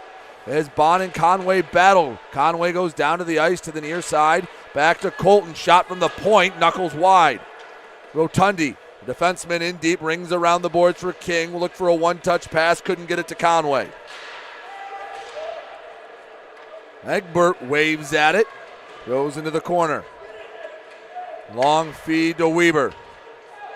Up to Thompson, and Rockers come away with it. 5:15 to go, second period, 3-1. Thompson forces the turnover, but we will get a penalty. That's a high stick. Rotundi caught one in the face. There's a reason there was a turnover. Yeah. And Rotundi, I think they're checking for blood, hoping to get the extra 2 out of the penalty, and I believe they are. Official holding up 4 fingers in our first Genesis Credit Union power play of the night. Comes with 5:11 to go in the second period. Learn how Genesis Credit Union can put more money in your pocket and become one of its over 200,000 members at genesiscu.com or visit any of their convenient locations near you. As the Rockers, they go on the power play first time tonight, and they'll be on it for essentially the rest of the period, barring a goal. Again, it was just kind of incidental, but Roto got the worst of it, and it just went right across the visor, got him right underneath, and as you said, that's why the turnover happened, but you hope he's okay. Well, you're responsible for your stick at all times, and Thompson has to pay the price. Price 4 minutes in the Kowalski meat locker. Fletcher is able to take it all the way into the Rockers zone. Motor City has not set up early in this 4-minute double minor. Milam walks it into the offensive zone, draws a couple of Black Bears. Delaney racing after it. Rings off the boards. Vanderweel gives it back to the hash marks. Giuliano can't hang on to it, and it's a 2-on-1 the other way. Who else? Kyle Steffen. Pass across, shot, and it's punched away by Babin. Went up into the netting. Oh boy, you don't love to see a shorthanded 2-on-1 opportunity, and I believe that will neutralize at least 2 minutes of this power play. Indeed it will. Jamison Milam going to the box, 2 for tripping. Well, didn't see it, but again, not going to say it didn't happen. Obviously, there's a lot going on. That'll take us to our media timeout with 4:31 to go in the second period. 3-1 Motor City on top of Binghamton. 2 minutes on the board for Jamison Milam. However, the Rockers will not go on the penalty kill. It'll just neutralize this power play to 1:20 when Milam comes out. But before we get to all that, let's talk about shots on goal and scores around the league. Yeah, well, shots on goal still favoring Binghamton 9-6. The last time we checked, Motor City only got 1, Binghamton got 4. They still lead in the game, though, 25-12. Motor City, just again, quality over quantity tonight. Well, back at First Arena, Kyle Powell gets a power play goal, second power play goal for the River Sharks tonight. They now lead 3-1 as well. And we're going to check in up the road on I-94. It was tied at 1-1, but the Prowlers got another goal by Brian Parsons to make it 2-1. Leon Freeborn also got a goal, and guess who scored for Columbus? I'm going to go with Justin McDonald. Yep. Just a day late, or else he would have gotten number 39. But Justin McDonald opened the scoring, and then Port Huron got the next 2. And that's where you have it. Been a scoreless second period, but that does not mean we've been void of action here at Big Boy Arena. Right now, 4-on-4 hockey. And Ben, I don't have the numbers in front of me, but man, does it feel like 4-on-4 hockey has not been the friend of Motor City this season. No, and it would be great if we had a statistician that could look it up. But yeah, no, you're right. And a 4-on-4 never really favors the Rockers. They're more a methodical, plotting team. And what I mean by that is they like to get in their systems, and when you can break their systems, they're a different team. Obviously, tape-to-tape passing isn't always there. They take some chances that they don't normally take, and you can stretch them out and really get things going in your system. So 4-on-4 isn't the Rockers' friend, but they can definitely kill the next, minute 30. We have 1:33 left to go in the Milam tripping, 2:51 left to go in the Thompson double minor for high sticking. And we have another collision. King and I believe that was Fitzgerald went down. Pass out in front, couldn't get to Colton. Has it on the near hash marks. Colton tried to get it in close fields, had it poked away. Behind the net, Egbert hugging the post as it slides to the near corner. Bodies flying all over the place. Saw that a night ago as well. Down to 1:02 left to go on 4-on-4. Miguel Diaz shot, rings the doorbell, finds the back of the net. He scores, and it's 4-1 Motor City. That is a pure ping, like when a putt rolls into the back of the cup, rattles around the cage and stays in. That is a big goal, 4-1 Motor City. Anytime they faced adversity this weekend, they get one right back. That's the second of the weekend for Nick Miguel Diaz. He's getting hot. And he's picked the corner both times. Man, Nick Miguel Diaz probably hating the fact they have a week off next week. He probably wishes he could keep this going. That was bar down beauty from number 11 and a 3-goal lead for the Rockers. Who says the Rockers don't play well 4-on-4? I don't know. Whoever says that's a moron. I wouldn't want to be him. Brody Thornton gives it to the far side. Anderson leaves it back, ends up behind the net. Koash backhands, and Tosto sends it all the way down the ice, but in the wrong direction. 30 seconds till the Rockers get a minute 20 Genesis Credit Union power play. Chance to really bury the Black Bears here in the second period. Thornton rubbed off the puck. He's able to recover it, but he's offside. Go back to a neutral ice draw. Well, what was it? About a month and a half ago, 2 months ago, I said something to the effect of I don't think special teams would be a factor. And right after I said that, a couple of power play goals, made the difference between Motor City and the opponent at the time. So whatever I say, just think the opposite, and we'll be all right. Well, there's still 13 seconds left to 4-on-4. Stone has it for Binghamton. Back between the circles. Shot snagged out of the air. Man, Trevor Babin seeing the puck well tonight. He's been flashing the leather all weekend long, and there's just the latest example. Yes, they have been.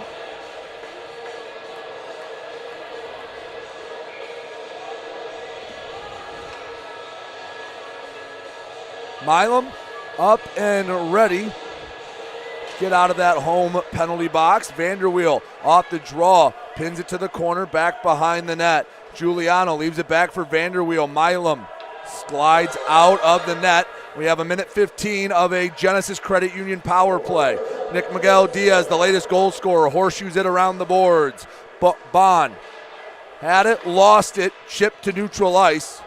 Racing after it, Milam. He's in a foot race with Fletcher. Milam got there first, couldn't get the puck to a purple sweater. Hacky sacked away, but it ends up back in the corner. Man, Binghamton acting like they're the ones on the power play. Well, they got to show some signs of life. You're down 3 goals.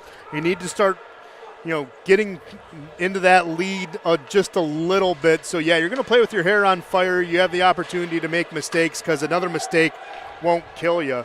You're already battling for your life tonight. So, makes sense that they're playing with their hair on fire just a little bit. Half a minute left to go of power play action for Motor City. Sneath slides up to King, left wing circle. Across, Conway taps it in.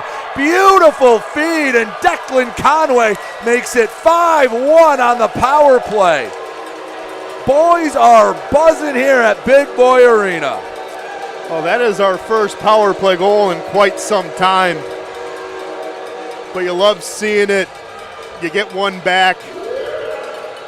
You get 2 back technically because you lost the you lost the full 4 minutes of the power play, you get one back, and then you get a big one there by Coash. You love it. Everything's working out. And some exasperated faces in white sweaters right now. Binghamton, again, in their worst stretch of the year, and, well, they seem to be falling deeper and deeper into the hole. Motor City playing the best hockey they've played in, well, maybe they've ever played in their young history. Well, again, rounding into playoff form right at the right time. And again, you face this weekend the top two teams in their respective divisions. If you can walk away with 2 wins, that's going to put everyone on notice. And it keeps the battle with Danbury. Again, you don't control your own destiny, but man, it puts a lot of pressure on the Hat-Tricks. They have to get all 6 points next weekend, assuming you hold on to this lead to keep home ice advantage. Shot on net, stick to side. Fields, right wing circle, sends it wide of the net. 51 seconds left to go, second period. 5-1 Rockers. Egbert fighting the puck, couldn't hold on to it. In deep, Walters. Into neutral ice, hops over the stick of Thompson. Far wall, chipped over, Colton has it. 31 seconds left to go in the middle frame. Rockers extended their lead to 5-1. Svintsov wants more, drops it to Colton on the backhand, walks in and he's knocked away, tries to give it back. Giuliano walks up, shot right into the belly of Nolan Egbert. 19 seconds to go in the second period. 5-1 Rockers. And this period did not start off all rainbows and roses. Binghamton controlled the play for the majority of it. The Rockers weathered the storm and flipped the script on Binghamton. Yeah, doing a good job. Want to give a quick shout out. Lane King, for the second time in 3 games, has 3 assists in a game. And we still have 20 more minutes to play. He can get one more. No one's recorded 4 assists in a game this year for Motor City. And Lane King, he's another one. We talked about Gullo. Been a welcome addition to this Rockers roster. The buzzer sounds and 40 minutes down and a 4-goal lead for Motor City. Ben, I mean, it's been great to watch. I don't think even the most optimistic Rockers fans could have predicted what we were going to see this weekend. No, I think if anyone said, "Hey, we take 1 of 2," I think you'd shake hands and say, "Yeah, I'd take that deal." But as of right now, you've played 40 minutes here tonight, and you're 20 minutes away from taking 2 of 2 again against the top 2 teams, in the league and in their respective divisions. There's not a lot to nitpick with Motor City. They are playing very good hockey right now. They are breaking up passes in the defensive zone. They're forcing the issue. And they're getting guys down low for easy goals all weekend against top quality teams. That's the most encouraging. Shots are not coming from the outside. They're coming right down Broadway. Go to the net, good things happen. It's all smiles here at Big Boy Arena. Ben, let's take one last look at the shots on goal before we step aside for the second intermission. Yeah, well, here at Big Boy Arena, shots on goal finally favors Motor City. They had 11 to close out the period. Binghamton had 10. But the Black Bears still lead the overall total 26-17. Again, the last goal was scored by Declan Conway. Lane King got his 3rd assist of the night. TJ Sneath has a multi-point night. Remember, he got the goal in the first period. He got the secondary assist on that one. And now it's 4-1 Elmira over Watertown, 2-1. Like we said, Port Huron over Columbus. Still 0-0 between Carolina and Blue Ridge at the Rodeo Barn, and still waiting for the concert to kick off in Baton Rouge. It's been a great 40 minutes for the Rockers, hoping they can finish off what has been a tremendous weekend for them against Binghamton. They lead it 5-1. We'll step aside, come back with third period action in a bit. You're watching the Motor City Rockers Media Network.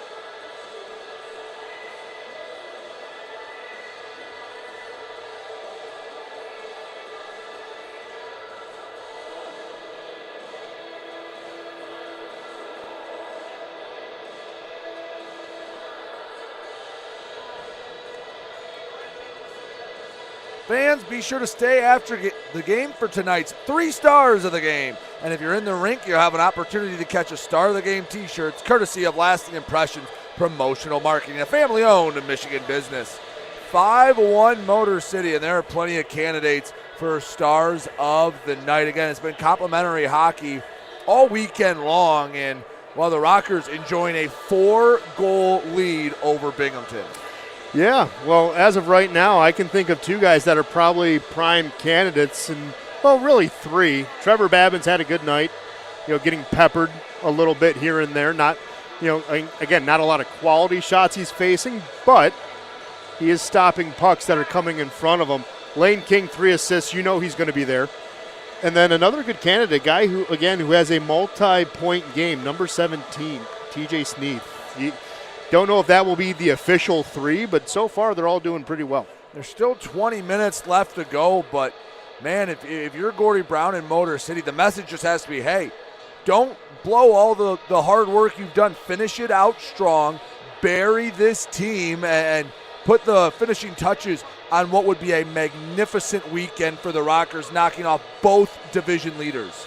Yeah, and you don't obviously like having a bye week, right before the playoffs, but after a weekend like this, you can tell the guys, hey, you know what, you earned it. Maybe take a day off, spend some time with, either housemates or your family you haven't seen, because after that, we're locking the doors. We're keeping you in the dungeon, and we're not coming out until we lose. So you like what you're seeing so far? Again, really good weekend. Motor City's playing. I want to see how they come out with the last 20 minutes here at Big Boy Arena. But, yeah, after next weekend, you lock the doors, you batten the hatches, and you say, guess what? We're in it until we're out from here on out. And I think it's a good thing that after the bye week we do. We face Port Huron. That helps. A rival gets you refocused really fast. So we'd like to see them just keep it up. And there's going to be something to play for as Motor City is trying to secure home ice advantage. Danbury off tonight. Yep. During the bye week for Motor City, the Hat-Tricks will play the 2 games they have in hand for Motor City. Best case scenario, the Rockers finish this one and the Hat-Tricks go 0-2, and then they have a 5-point lead with 2 games to go. All they need is 2 points in the final weekend to clinch home ice. Worst case scenario, the Hat-Tricks match the Rockers, get all 6 points, and going into the final 2 games, the Rockers need just a hair of help to knock off the Hat-Tricks and get home ice. They would be 1 point behind in that scenario. Yeah, and again, just for familiarity purposes, how it breaks down, points, then the tiebreaker is winning percentage, then head-to-head. So as of right now, the thing that also is in Motor City's favor, they have a better win percentage. They have more regular wins in regulation, 3 more than Danbury. So you get 1 here, that's 4. So that helps you in the tiebreaker scenarios as well, should you need them. Right. And again, the 2 against Port Huron Friday will be up in Port Huron Saturday, our final game of the regular season back here at Big Boy Arena. Ronald Schocker is your local Farm Bureau insurance agent located in Shelby Township. They have been protecting and providing Michigan families with auto, home, life, and health insurance.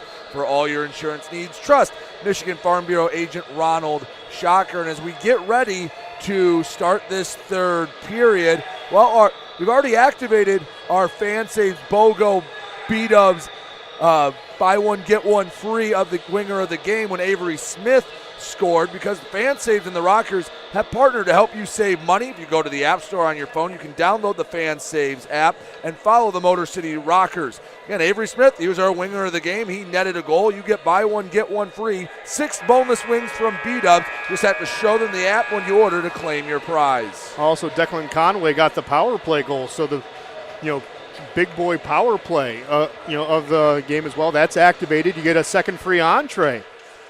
Just got to show the waitress at the Big Boy in the parking lot, and guess what? Your second entree is free. It's all smiles, unicorns, and rainbows through 40 minutes here at Big Boy Arena. Rockers looking to finish out the weekend. Delaney into the offensive zone, had it knocked away by Daniel Stone. To the near side. Binghamton trying to work it up and out pass. Too strong. Fields wins the race just 26 seconds in. And while if you're going to keep celebrating, it's already been activated with the win this weekend because the Rockers won. So on Tuesday from 5 to 9 here at the bar in the rink, you can get an upgraded draft beers, 20 ounce for the price of 16 from 5 to 9 on Tuesday. So it's just good times all around for Rockers fans this weekend. Everything coming up purple and black. And again, you get a bye week, everyone can rest and recover, and then we'll all batten down the hatches and prepare for the playoffs. It's awesome. What a way to end the weekend, right? 19:23 left to go before the boys can go back to the locker room, celebrate, and take a big, deep breath and say, job well done. Offsides called on Binghamton. Go back to the neutral zone. Yeah, Thompson overskated the blue line, thought he knifed back just in time. The linesman said, nope, don't like that action. So we'll have a face-off outside the offensive zone. Stephan kicked it to the near side. It was knocked in deep by Samaro. Rockers get it out of the zone. Smith nearly blew a tire, keeps on his feet on the backhand, shot off the chest of Egbert, gets knocked into the corner, but Avery Smith in the middle of more action for Motor City. Stephan racing the other way. Shot off the pad of Babin. He settles it down right into the trapper. We'll get a draw in the Rocker zone. I feel bad for Stephan. I really do. He's been working hard. He's the guy working really hard, skating hard, getting everything towards the middle, but Kyle just can't beat Trevor Babin, honestly. Again, the one time he couldn't get a finger on the trigger, it went through. So every other time, about the other 6 or 7, and I'm not exaggerating when I say that, he's been stopped cold dead in his tracks. Stephan took it off the draw, rubbed off the puck as it goes back to the point. Walters on the tape, shot gets deflected before it reaches the crease. King on the far side can't get to it. Stephan throws near the net, gets knocked to the near hash marks. Up the wall, Walters shot, knuckles, and Babin kept it down, but he couldn't settle it down.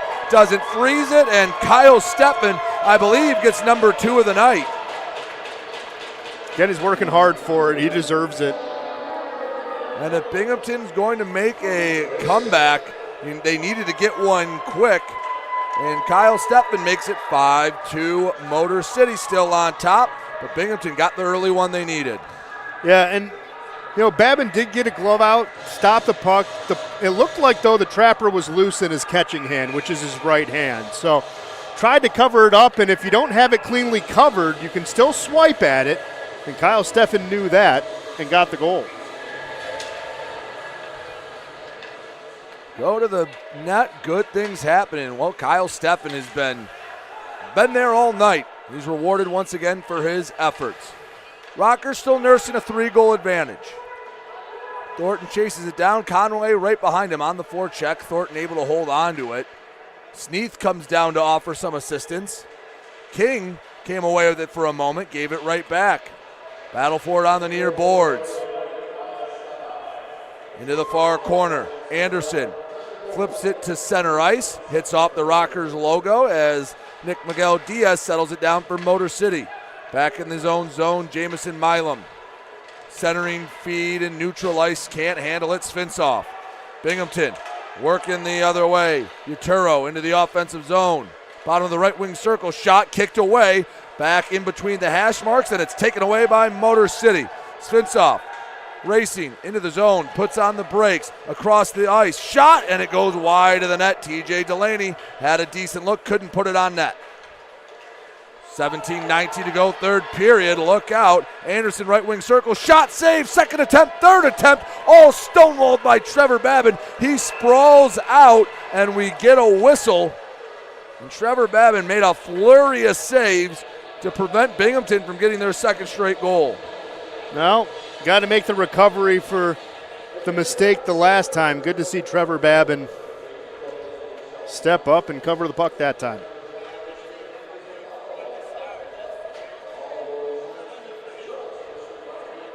Binghamton not just rolling over, waiting to get on the bus to go back to New York. They've come out with some fight here in the third period. Tyson Kirkby been relatively quiet in this game. That's been another theme this weekend.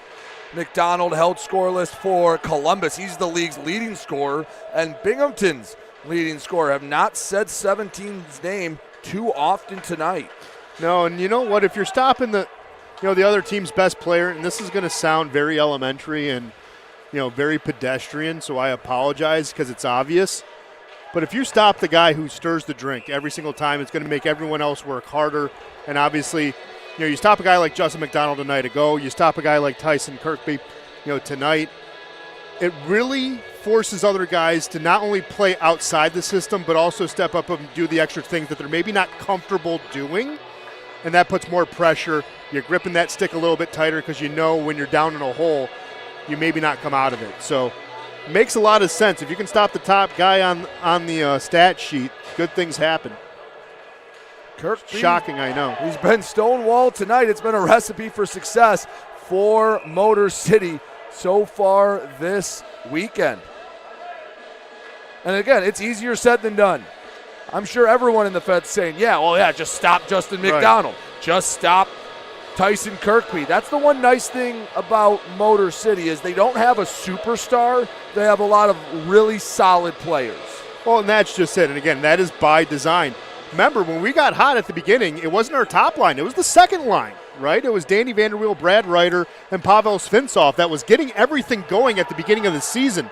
So, Motor City, by design, that top line will get you, but that second line and third line can get you as well, because that third line with Delaney, Giuliano, and Gaudet at the time was doing special things as well. So that's where Motor City gets you. You don't have one guy you can key on.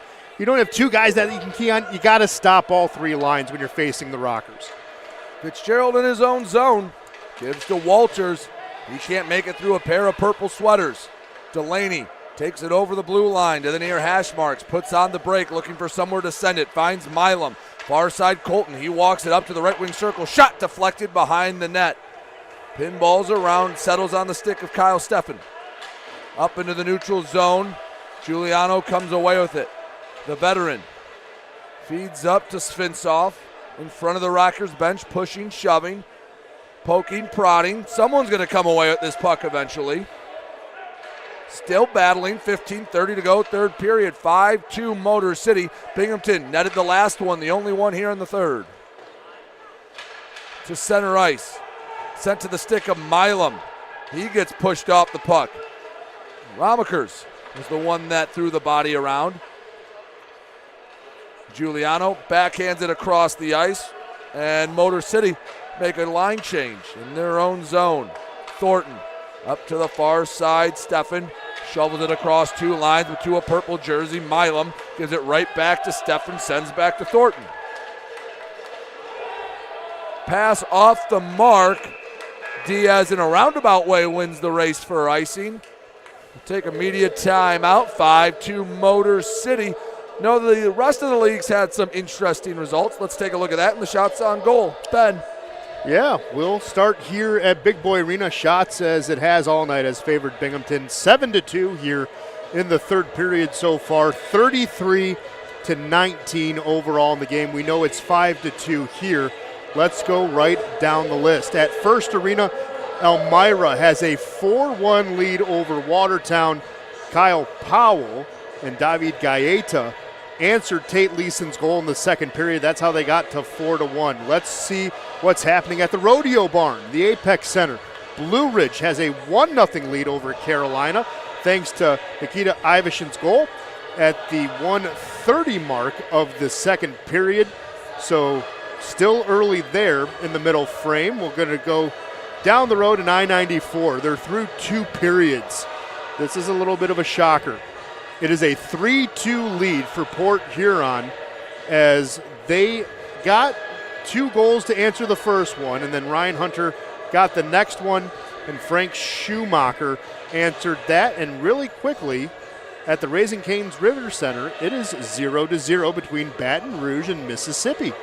We mentioned earlier in the broadcast, the final time you'll have the two-man booth on the YouTube feed starting in 2 weeks up in Port Huron. Our next game, we will also be on 101.5 FM AM 1400 WDTK, The Patriot. If you're a business owner and you want to get in on the action, get a hold of the Rockers front office. You can also enter to win a drawing for one business to win a playoff partnership package worth over $750 that includes radio spots and tickets during the playoffs. Drop your business card in at the box at the merch store to enter.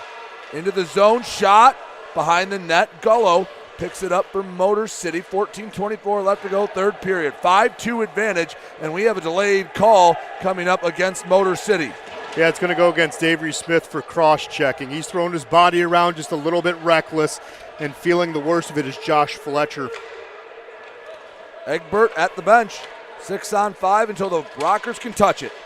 Svensov nearly had it. Play continues to go on. Back to the point. Anderson, one-timer, and it got all of it, just missed it wide. It was all the way down into the Binghamton zone, and it's Liam Anderson that picks it up. Flubbed the pass, Svensov grabs it. Now 13:48 to go in the third period. Smith will head to the box, and it will be an Insight Healthcare penalty kill.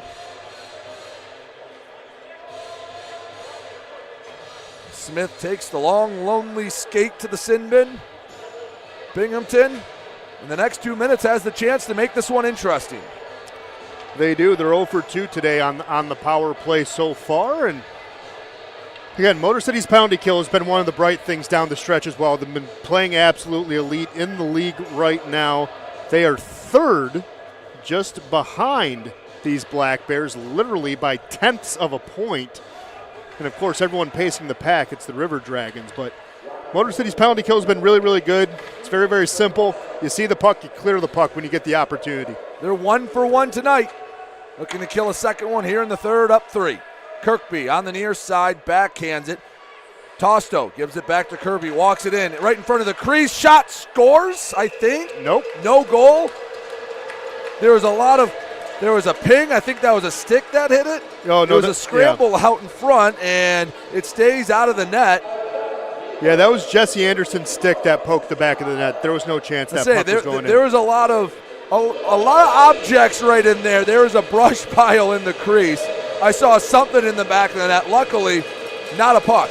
No, it was definitely a stick. So we'll keep it at 5-2. 13:26 to go, third period. 1:38 left to go on the Insight Healthcare penalty kill. Poked away. Delaney all alone. Has it on the stick. Forehand shoot. Scores!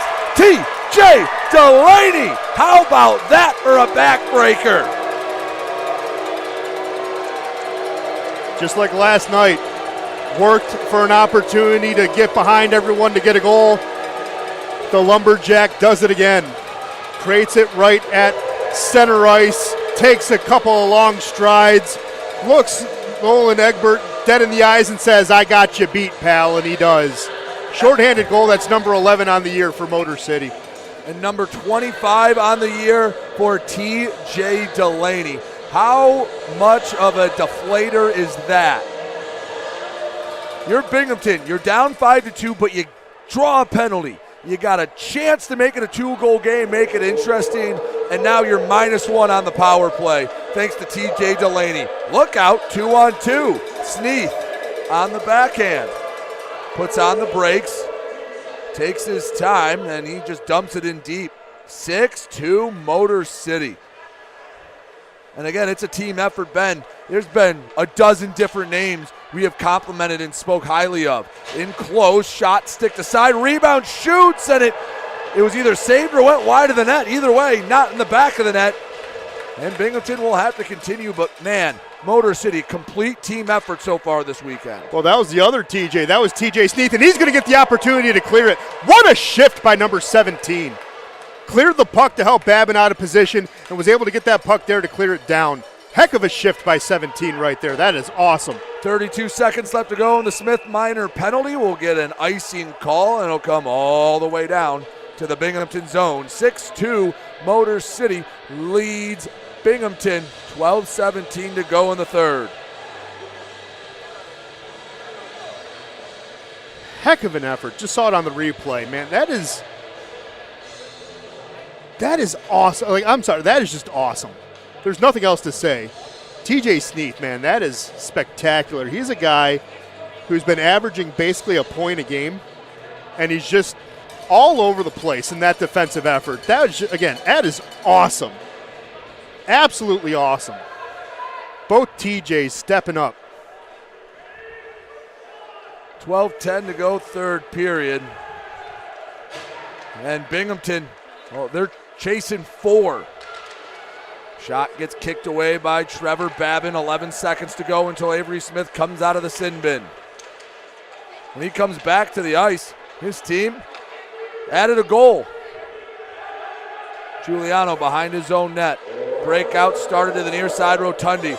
Long stretch pass, way too long, and Smith not able to beat Fitzgerald down the ice. We'll get the icing call.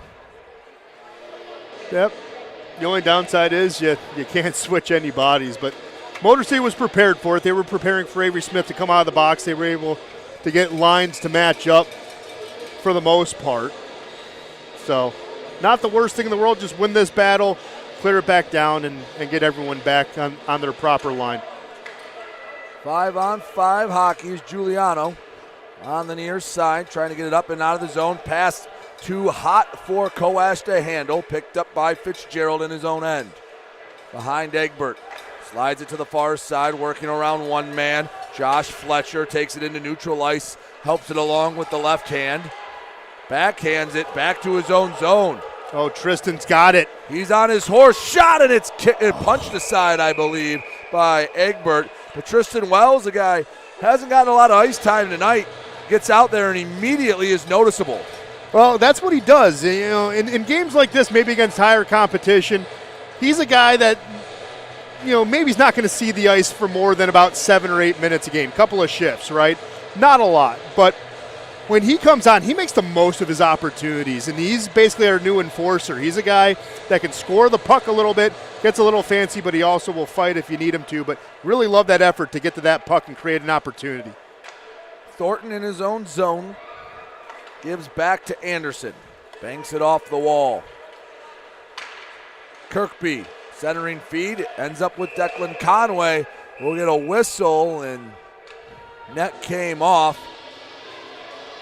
10:58 to go, third period. 6-2 Motor City. Most recently, T.J. Delaney, the shorthanded goal. Well, they're trying to get the Waves started here at Big Boy Arena. Hey, it's been all smiles all around the rink for the past 2 nights.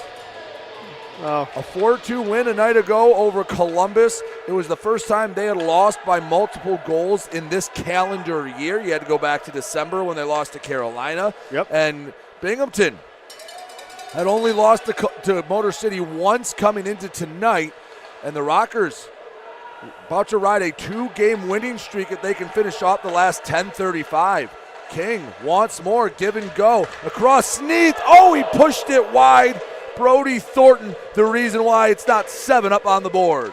Well, again, Motor City's able to get deep inside the offensive zone, but really quick, an advanced stat for you. Here at home, goals for and goals against for Motor City. Goals for, on average, 4.35 versus 3.27, a differential of plus 28. So they play a lot better here than they do elsewhere. And that's why it's so important to get every edge you can and try to keep home ice advantage in that first round against Danbury. But again, if Motor City's going to play like this, they can play that game just about wherever. Puck frozen, 9:48 to go, third period. 6-2, Rockers on top. Let's take a look at shots on goal and scores from around the Fed. Yep, well, checking here, shots on goal really favors Binghamton, 12-4, 38-21. But again, the scoreboard favors Motor City, 6-2. Let's check out what's happening around the Fed. Still 4-1, Elmira over Watertown at First Arena. Again, those two battling for the last playoff spot in the Empire Division. Carolina got one back off the stick of Joseph Kennedy. It is a 1-1 game out at the Rodeo Barn in Blue Ridge. Going to go up the road, still 3-2 on I-94 at McMorran Place. Nothing changed there. And looking at our friends, the Zydeco and the Seawolves, it is still scoreless out there. But that game just started a few minutes ago, so not surprising. 6-2 Motor City leads with 9:48 to go, and after last weekend, there were probably a few Danbury fans out there thinking, ooh, we have that second seed locked up. They have Columbus again, and then Binghamton on the back end of the back-to-back. That's a prime opportunity. Motor City has risen to the occasion, and again, I can't emphasize enough, this is probably the best hockey they've played all year, especially when you take the competition into account. Yeah, and again, the funny thing about it is the opportunities on offense, right? You look at 6 shots on goal in the first period. That ties a low mark against Blue Ridge on January 28th. So Motor City, again, not a lot of shot opportunities right now in the third period. They only have 4. They've done that 4 separate times this year, most recently against the Prowlers on February 17th. But again, you look at the scoreboard, and it's 6-2. So it's just impressive all the way around, Brady. It really is. Been a complete team effort, complimentary hockey. It's the reason why Motor City has a 4-goal advantage over the regular season Empire champions. Tosto takes it into the zone, doing it himself. Backhand rebound denied by Babin. Puck still loose. Behind the net, slides to the far side. Fitzgerald back up top from the point. Slap shot rises over the crossbar. Tosto has not changed since when he played at Brother Rice, let me tell you.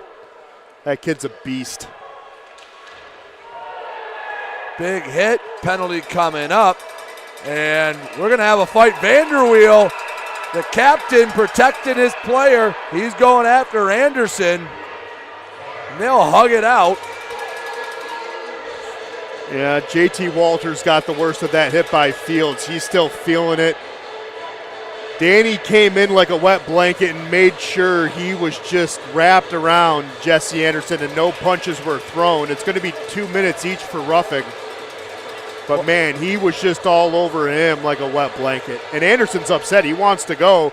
Danny's happy. Oh, they're going to send – well, it makes sense that they're also going to send Devon for roughing as well. So Anderson into the Kowalski meat locker. It's Fields and Vanderweel into the home penalty box. We'll go on an Inside Healthcare penalty kill. Not feeling yourself? Go to Inside Healthcare and get some insight to your health today. 6-2 Motor City on top. Last time the Rockers went on the PK, well, they netted a goal. TJ Delaney made it 6-2. That's the most recent goal in this one. Now, my next question is it going to be 5-on-4 with 2 offsetting? Or is it going to be 4-on-3? That's what I would assume. I assume it's going to be 5-on-4. You just never know. Either way, it's a power play for Binghamton. Just might be a little more open ice if it's 4-on-3, but if I had to guess, Vanderweel and Anderson are going to offset, and it looks like it's going to be that way. Yep. Again, always have to double check. You never know. Chris Rodo does a good job. I like him. He's one of the better officials in this league. Always runs a good, tight ship. Never really have a lot of complaints when Chris is manning a game. Wears those orange stripes very, very well. So keeps it at just a traditional power play. 2 minutes on the board for the Fields minor penalty. And Lane King almost leaked out. 5 seconds into the power play, you get an offside call.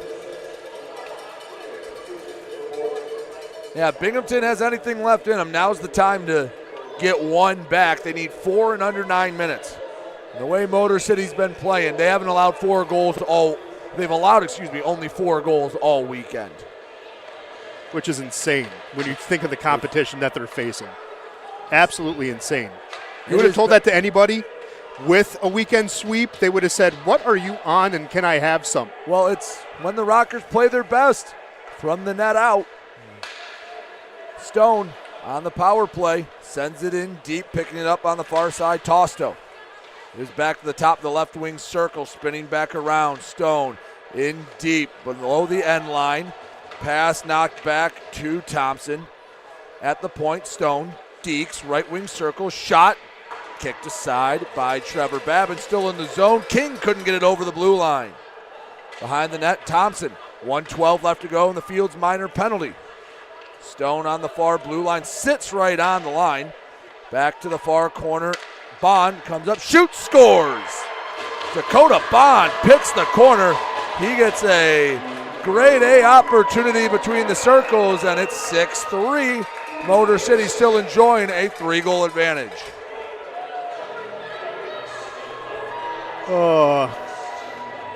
Dakota Bond is just having fun. Went right in front of the Rockers bench, though, with a slow guitar swing. It was a beautiful shot.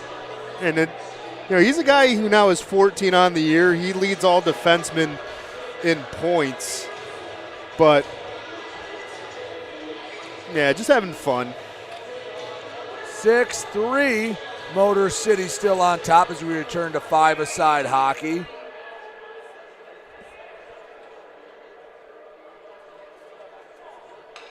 Kirkby and Giuliano patiently wait. Off the draw, Binghamton controls it.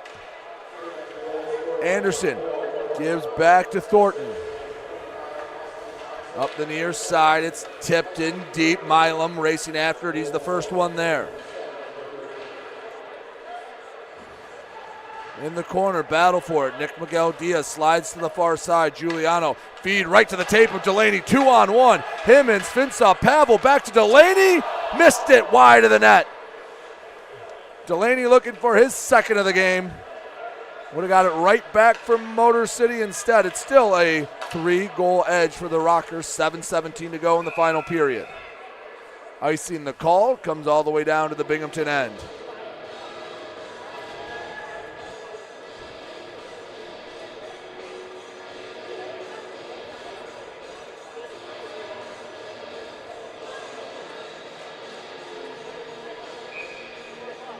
In the far dot.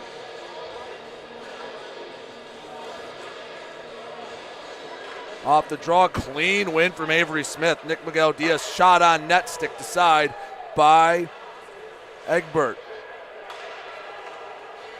Goes across, Liam Anderson picks it up into neutral ice. Nick Miguel Diaz in his own zone. Rubbed off the puck between the blue lines. Steffen brought it into the Rocker zone a bit too early. The offside, 6:53 to go in the third, and Danny Vanderweel alongside Jesse Anderson come out of their respective boxes, and everyone back at full strength. Well, it's only, and I say only in air quotes, a 3-goal lead. Motor City just got to play good possession hockey in the last 7 minutes. Don't need to take any unnecessary risks. Binghamton has to come to the Rockers, and they can put the cherry on top of what has been a very solid weekend of hockey here at Big Boy Arena. A 4-2 win over Columbus last night snapped a 7-game winning streak, and 6:30 away from extending the Binghamton losing streak to 4. Would be the second straight win over the Black Bears, and I know Binghamton takes the season series regardless of this result, but you have to feel like Motor City has a bit of the momentum for a potential second-round playoff matchup. Yeah, and again, down the stretch, Motor City's played Binghamton a little bit tough. The first couple of games out at Vision Veteran Memorial, Motor City was not at full strength, and some of the puck luck against Trevor Babin out there was, there's no other way to say it, was strange, right? So you get them back here at Big Boy Arena, things change, right? Things look a little bit different. You build that confidence because you're going to have to steal one in the playoffs here if you want to beat Binghamton. And if you can still have that strength and ability to do things, then that's a good thing. Right now it looks like Lane King's going into the box. They're going to kick him out of the game, I think, too. Is King heading to the locker room? Well, they're telling him, yeah. He's going to get a chance to hit the showers early. He's going to get abusive official on the way to the box. So it's going to be a 2 and a 10. I don't know what the 2 is for.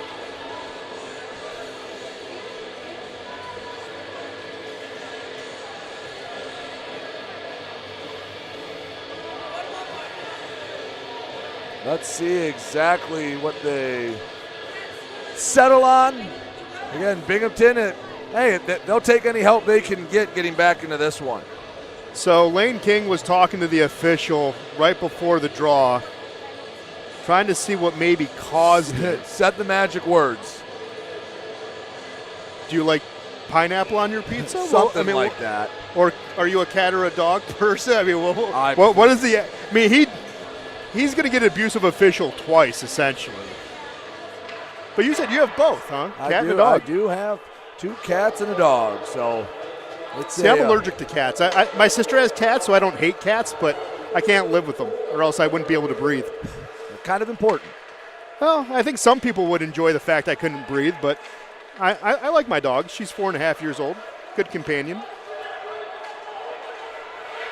And Vanderweel, he's tied up. His gloves are still on. Him and Fletcher going at it. Yeah, Fletcher right now in a headlock. And Vanderweel rips the helmet off.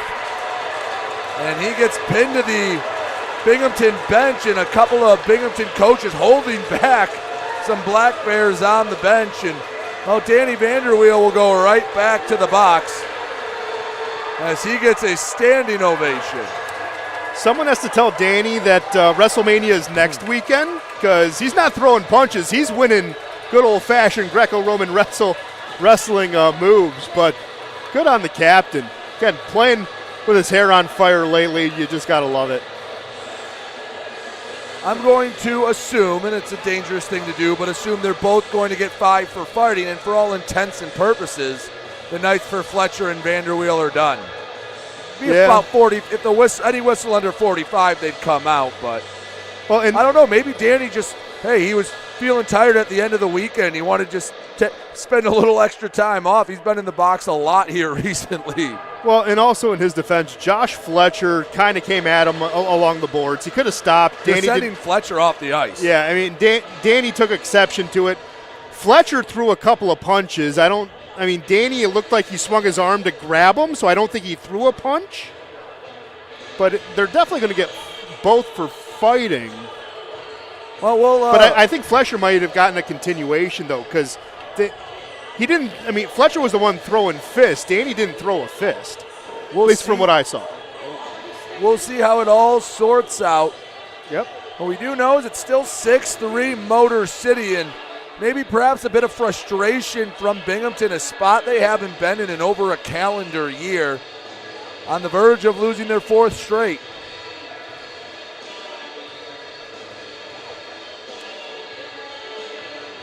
.5:45 to go in the third period, 6-3. Motor City on top. 2 minutes go up for Danny Vanderweel. Is that all that's going up on the board?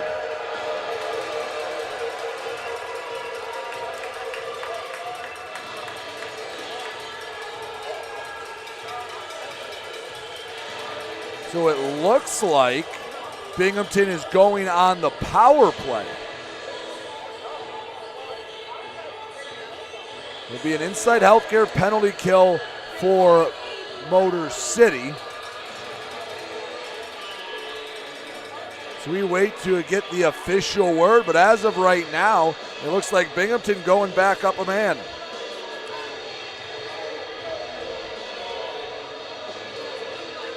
Well, which is curious, because if Fletcher's off, then he would have only gotten the misconduct. We're going to see what it goes in the book as. So Nick Gullo going in to serve, which means unless this game goes into overtime, Vanderweel, he's done for at least regulation. Yeah, for now. Ken is getting a workout. He might need a new pen down there. He might be running out of ink. It was pretty nonchalant early on, and, well, they've been busy down at the scorer's table in the penalty box. Well, and I think those penalties, by Fletcher in particular, is a frustration penalty, right? You had a bad weekend, up I-94. You're having a bad weekend down I-94. You don't like it, and you're going to take exception to it. So, it's a little frustration mounting, and, it happens. Not everyone can have a good weekend. So Vanderweel gets 2 for unsportsmanlike conduct. It doesn't appear there was a misconduct given to Fletcher. I just think he was getting ready to hit the showers early, and, well, Vanderweel Realizing, doing the math in his head, he heads back to the locker room, and unless Binghamton nets 3 goals in 5:15, he'll be all right. He'll be ready when the boys come back in the room. Bond, shot over to the net, hits off the glass. Kirkby drops back to Stone, shot sticked aside. 1:13 left to go on the Inside Healthcare penalty kill. Stone, left wing circle, gets it right back. No, he doesn't. Goes past his stick. Egbert comes out to play it. Stretch pass right to the blue line. Left wing circle, shot knocked away. Kirkby was waiting right for it. It was a nice pass from Egbert. Better job by the Rocker defense to recover. Been doing it all night. 52 seconds left to go in the Vanderweel minor penalty, being served by Nick Gullo. So Gullo, the lone man in the penalty box. 44 seconds until he comes out of the sin bin. Ramakers goes over for Anderson. He's offside. 4:21 left to go in the third as we have our final media timeout. Let's take one final look at the shots and scores from around the league.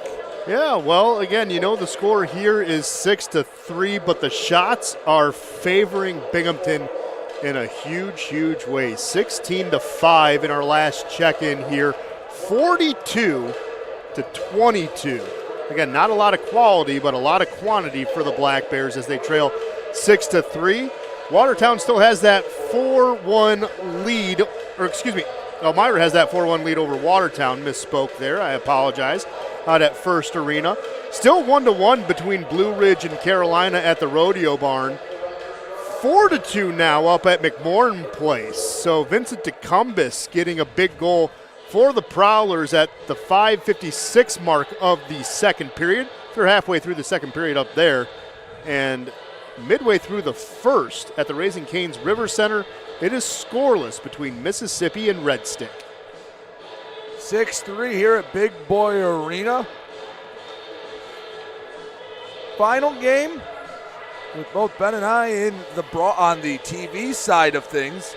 And we'll be on WDTK, the Patriot, starting with the next set of games at Port Huron. For home games, Ben will be here on the YouTube feed and all across the Rocker Media Network. I will be on the radio. You'll get a mix of us on the road. Yep. But it's well, not the first one in Port Huron, and on the 12th, you and I both will be there. Again, a mix. It'll be both.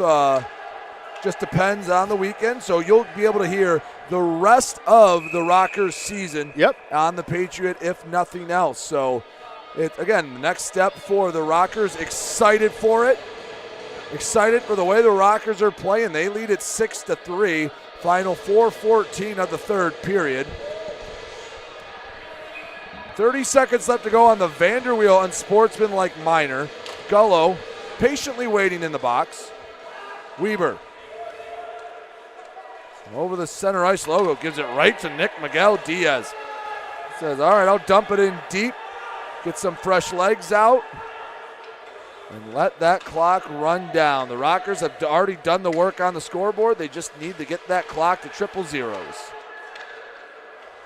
Well, one clock's 5 seconds away, and Danny's going to, Gullo will come out.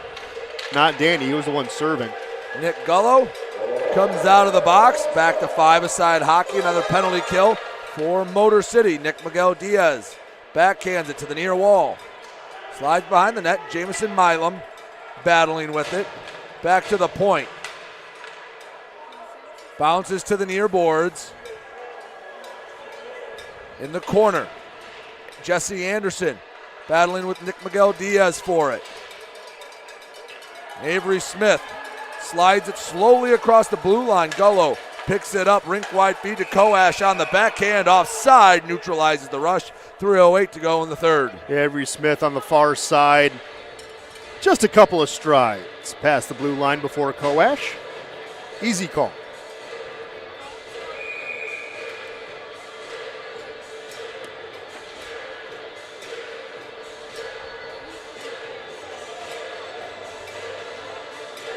Neutral ice draw.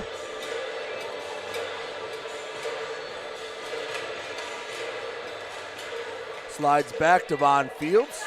Tried to dump it in. Stone got in front of it. Far side Bond. bounced up in the air. It was Austin Thompson that comes away with it. Yeah, almost bounced off Josh's face. He had to duck. On the near boards, Stone keeps it in for Binghamton. They're chasing 3 with under 3 to go. Devon Fields sends it in deep. Bond with the outstretched stick brings it to the tape. Behind his own netminder, Egbert. So let's go Rockers chant rings out through Big Boy Arena. A weekend to be proud of for sure, and hoping to build on it. After the bye week next week, we'll have 2 against Port Huron, 1 on the road, then 1 at home, and then it becomes playoff time. As we've mentioned, already locked in with Danbury. The only question is where the games will be played. Yep. And again, Danbury has to do all the work. Motor City still has to hold court just a little bit, but Danbury's the one that needs to catch up and take over. And I know people in Connecticut are throwing their hats for a different reason. They were looking at the schedule prime. They're like, we got them. We got them. They got 3 in Columbus. They got, Columbus and Binghamton back up the road. We got them. We can catch them. And then they're going to see the results from this weekend and just stomp on their hats and have to make and buy new ones in Hat City. Well, Danbury does control their own destiny. If the Rockers take the final, assuming they hold on to this 3-goal lead and take 6 against Port Huron, if Danbury is perfect down the stretch, they will take the 2nd seed by a point. But, man, the Rockers have put a lot more pressure on the hat tricks with their play this weekend. A little bit of the vice grip. So Danny Vanderweel vice grip, per se. Danny's been doing a lot of hugging today, so. And he's back in the locker room. In close, backhand, kicked aside. Finsoff trying to make it around 7. In deep with 1:20 to go in the 3rd period. Binghamton has it, flips it between the blue lines. Jamison Milam gives to Avery Smith. Back to Nick Miguel Diaz. Far side, Milam. Races over the line, lost it. Kirkby feed up the near side. Thompson battling with Nick Miguel Diaz as we enter the final minute of play of the 3rd period. Weber, shot goes wide of the net rather. Ends up in the back of the net. Kirkby, I think, got it. Banked it off the side of Babin. Makes it 6-4, so the Rockers still in prime position, but Kirkby gets one. Not much of a celebration from Binghamton. And just banked it in on the far side. Yeah, I think Binghamton's ready to get on the bus and head home after a long weekend. Tyson says, I don't care. Give me the goal, I don't care. Just run. When you get a goal and your reaction is I don't care, run the clock, man, you have a team beat. You do. A frustrated Binghamton team, again, about to lose their 4th straight. Before this stretch, had not lost more than 2 in a row. Egbert is out between the hash marks. Binghamton wins this draw cleanly. You might see Egbert head to the bench. Well, Brant Sherwood's going to make this a teaching moment, right? He's going to tell these guys, fight to the last second, and Egbert comes out. So it's going to be 6-on-5. Egbert at the bench, 6-on-5. Binghamton looking for a miracle comeback. Pass taken away. Wells gives it up. Shot doesn't make it to the net. 27 seconds left to go. Binghamton needs to go. They need to go yesterday. Stone, far side. Steffen into the zone. 18 seconds left. Turned over. Fields can't get it out of the zone. Racing after it. Rotundi sends it down the ice. Bond fields it. Conway misses wide of the net. Conway couldn't make it 7, but Binghamton holds it in their own zone. And Motor City, 6 points on the weekend against both division leaders. They knock off the Black Bears 6-4. And how about them Rockers? I'm going to give a stick tap to Brant Sherwood, though. That's a teachable moment he's going to carry in that locker room and on the bus ride. I like that he pulled Egbert. I'm going to give them credit where they deserve it. Your players said we're done, and it's a teaching moment where he says, no, we're not done. We're going to fight to the last second. Granted, it didn't matter, but I like that teachable moment. Brant Sherwood just doing a good job. But again, also want to stick tap our boys. Our boys played very, very well, getting 2 big wins against division leaders and doing it in convincing fashion. You love to see it. Absolutely incredible weekend. A bunch of solid efforts. We'll find out who the 3 stars of the game are. Presented by Lasting Impression Promotional Marketing. Lasting Impressions Promotional Marketing is the official merchandise provider of the Motor City Rockers. This family-owned Michigan business is conveniently located in Canton. Looking for corporate branding with excellent value and an economical price? Check out Lasting Impressions at litem.com. That's litem.com. They are a proud partner of your Motor City Rockers. Who gets the nod tonight? Well, the 3rd star of the game is going to go to Binghamton's Kyle Steffen. Was working hard for everything, and he had 2 of the 4 goals tonight for the Black Bears. He is your 3rd star. 2nd star of the night had a hat trick, but not in goals, in assists. Lane King is going to be your 2nd star of the night, even though his night ended a little bit earlier than everyone. And then top star, TJ Sneath, goal and assist. Really worked hard on the PK, earning big clears. Number 17 is now number 1 in the star category tonight. Those are your 3. Well, the Rockers put a bow on what was a perfect 6-for-6 weekend in terms of points. They will sit aside next week on one of their bye weeks as they watch the hat tricks. Hope they stumble just a little bit. But, Ben, I don't think you can look at 2 games back-to-back this year and find 120 minutes of hockey that beats what we just saw. No, just really quick, final shots, 43-23. Motor City held to one of its lowest totals of the season. But just really quick, though, yeah, big weekend, right? You got to round into playoff form. There's only 2 games left. And the fact Motor City was facing this competition, and I know I was saying it jokingly that, Danbury is throwing their hats on the ground. But we've talked about it in these broadcasts, Brady. They were looking at this part of the schedule because they said this is the opportunity. We held the line until this part, and now we charge. Well, you know what? No, we're going to win the game of tug of war. We pulled that rope just a little bit back, got 2 big wins, 6 points this weekend, and it's just going to make that job a little bit tougher for the Rabbits if they want the 2nd seed, because as of right now, it's still in our back pocket and the ace up our sleeve. Motor City leads the race for home ice with Danbury by 5 points. They'll take next weekend off as the Hat-Tricks play the 2 games they have in hand. But that'll do it for us here from Big Boy Arena. Your final 6-4 Motor City beats Binghamton. And again, next time you'll hear us will be on the Patriot. Next game on the road up in Port Huron as we debut the radio broadcast for the Motor City Rockers. Thank you so much for making us a part of your weekend and your Saturday night. Rockers take 6 points on the weekend. For Ben Zalagi, I'm Brady Beaton. Thank you so much. Hope you all have a safe and wonderful weekend.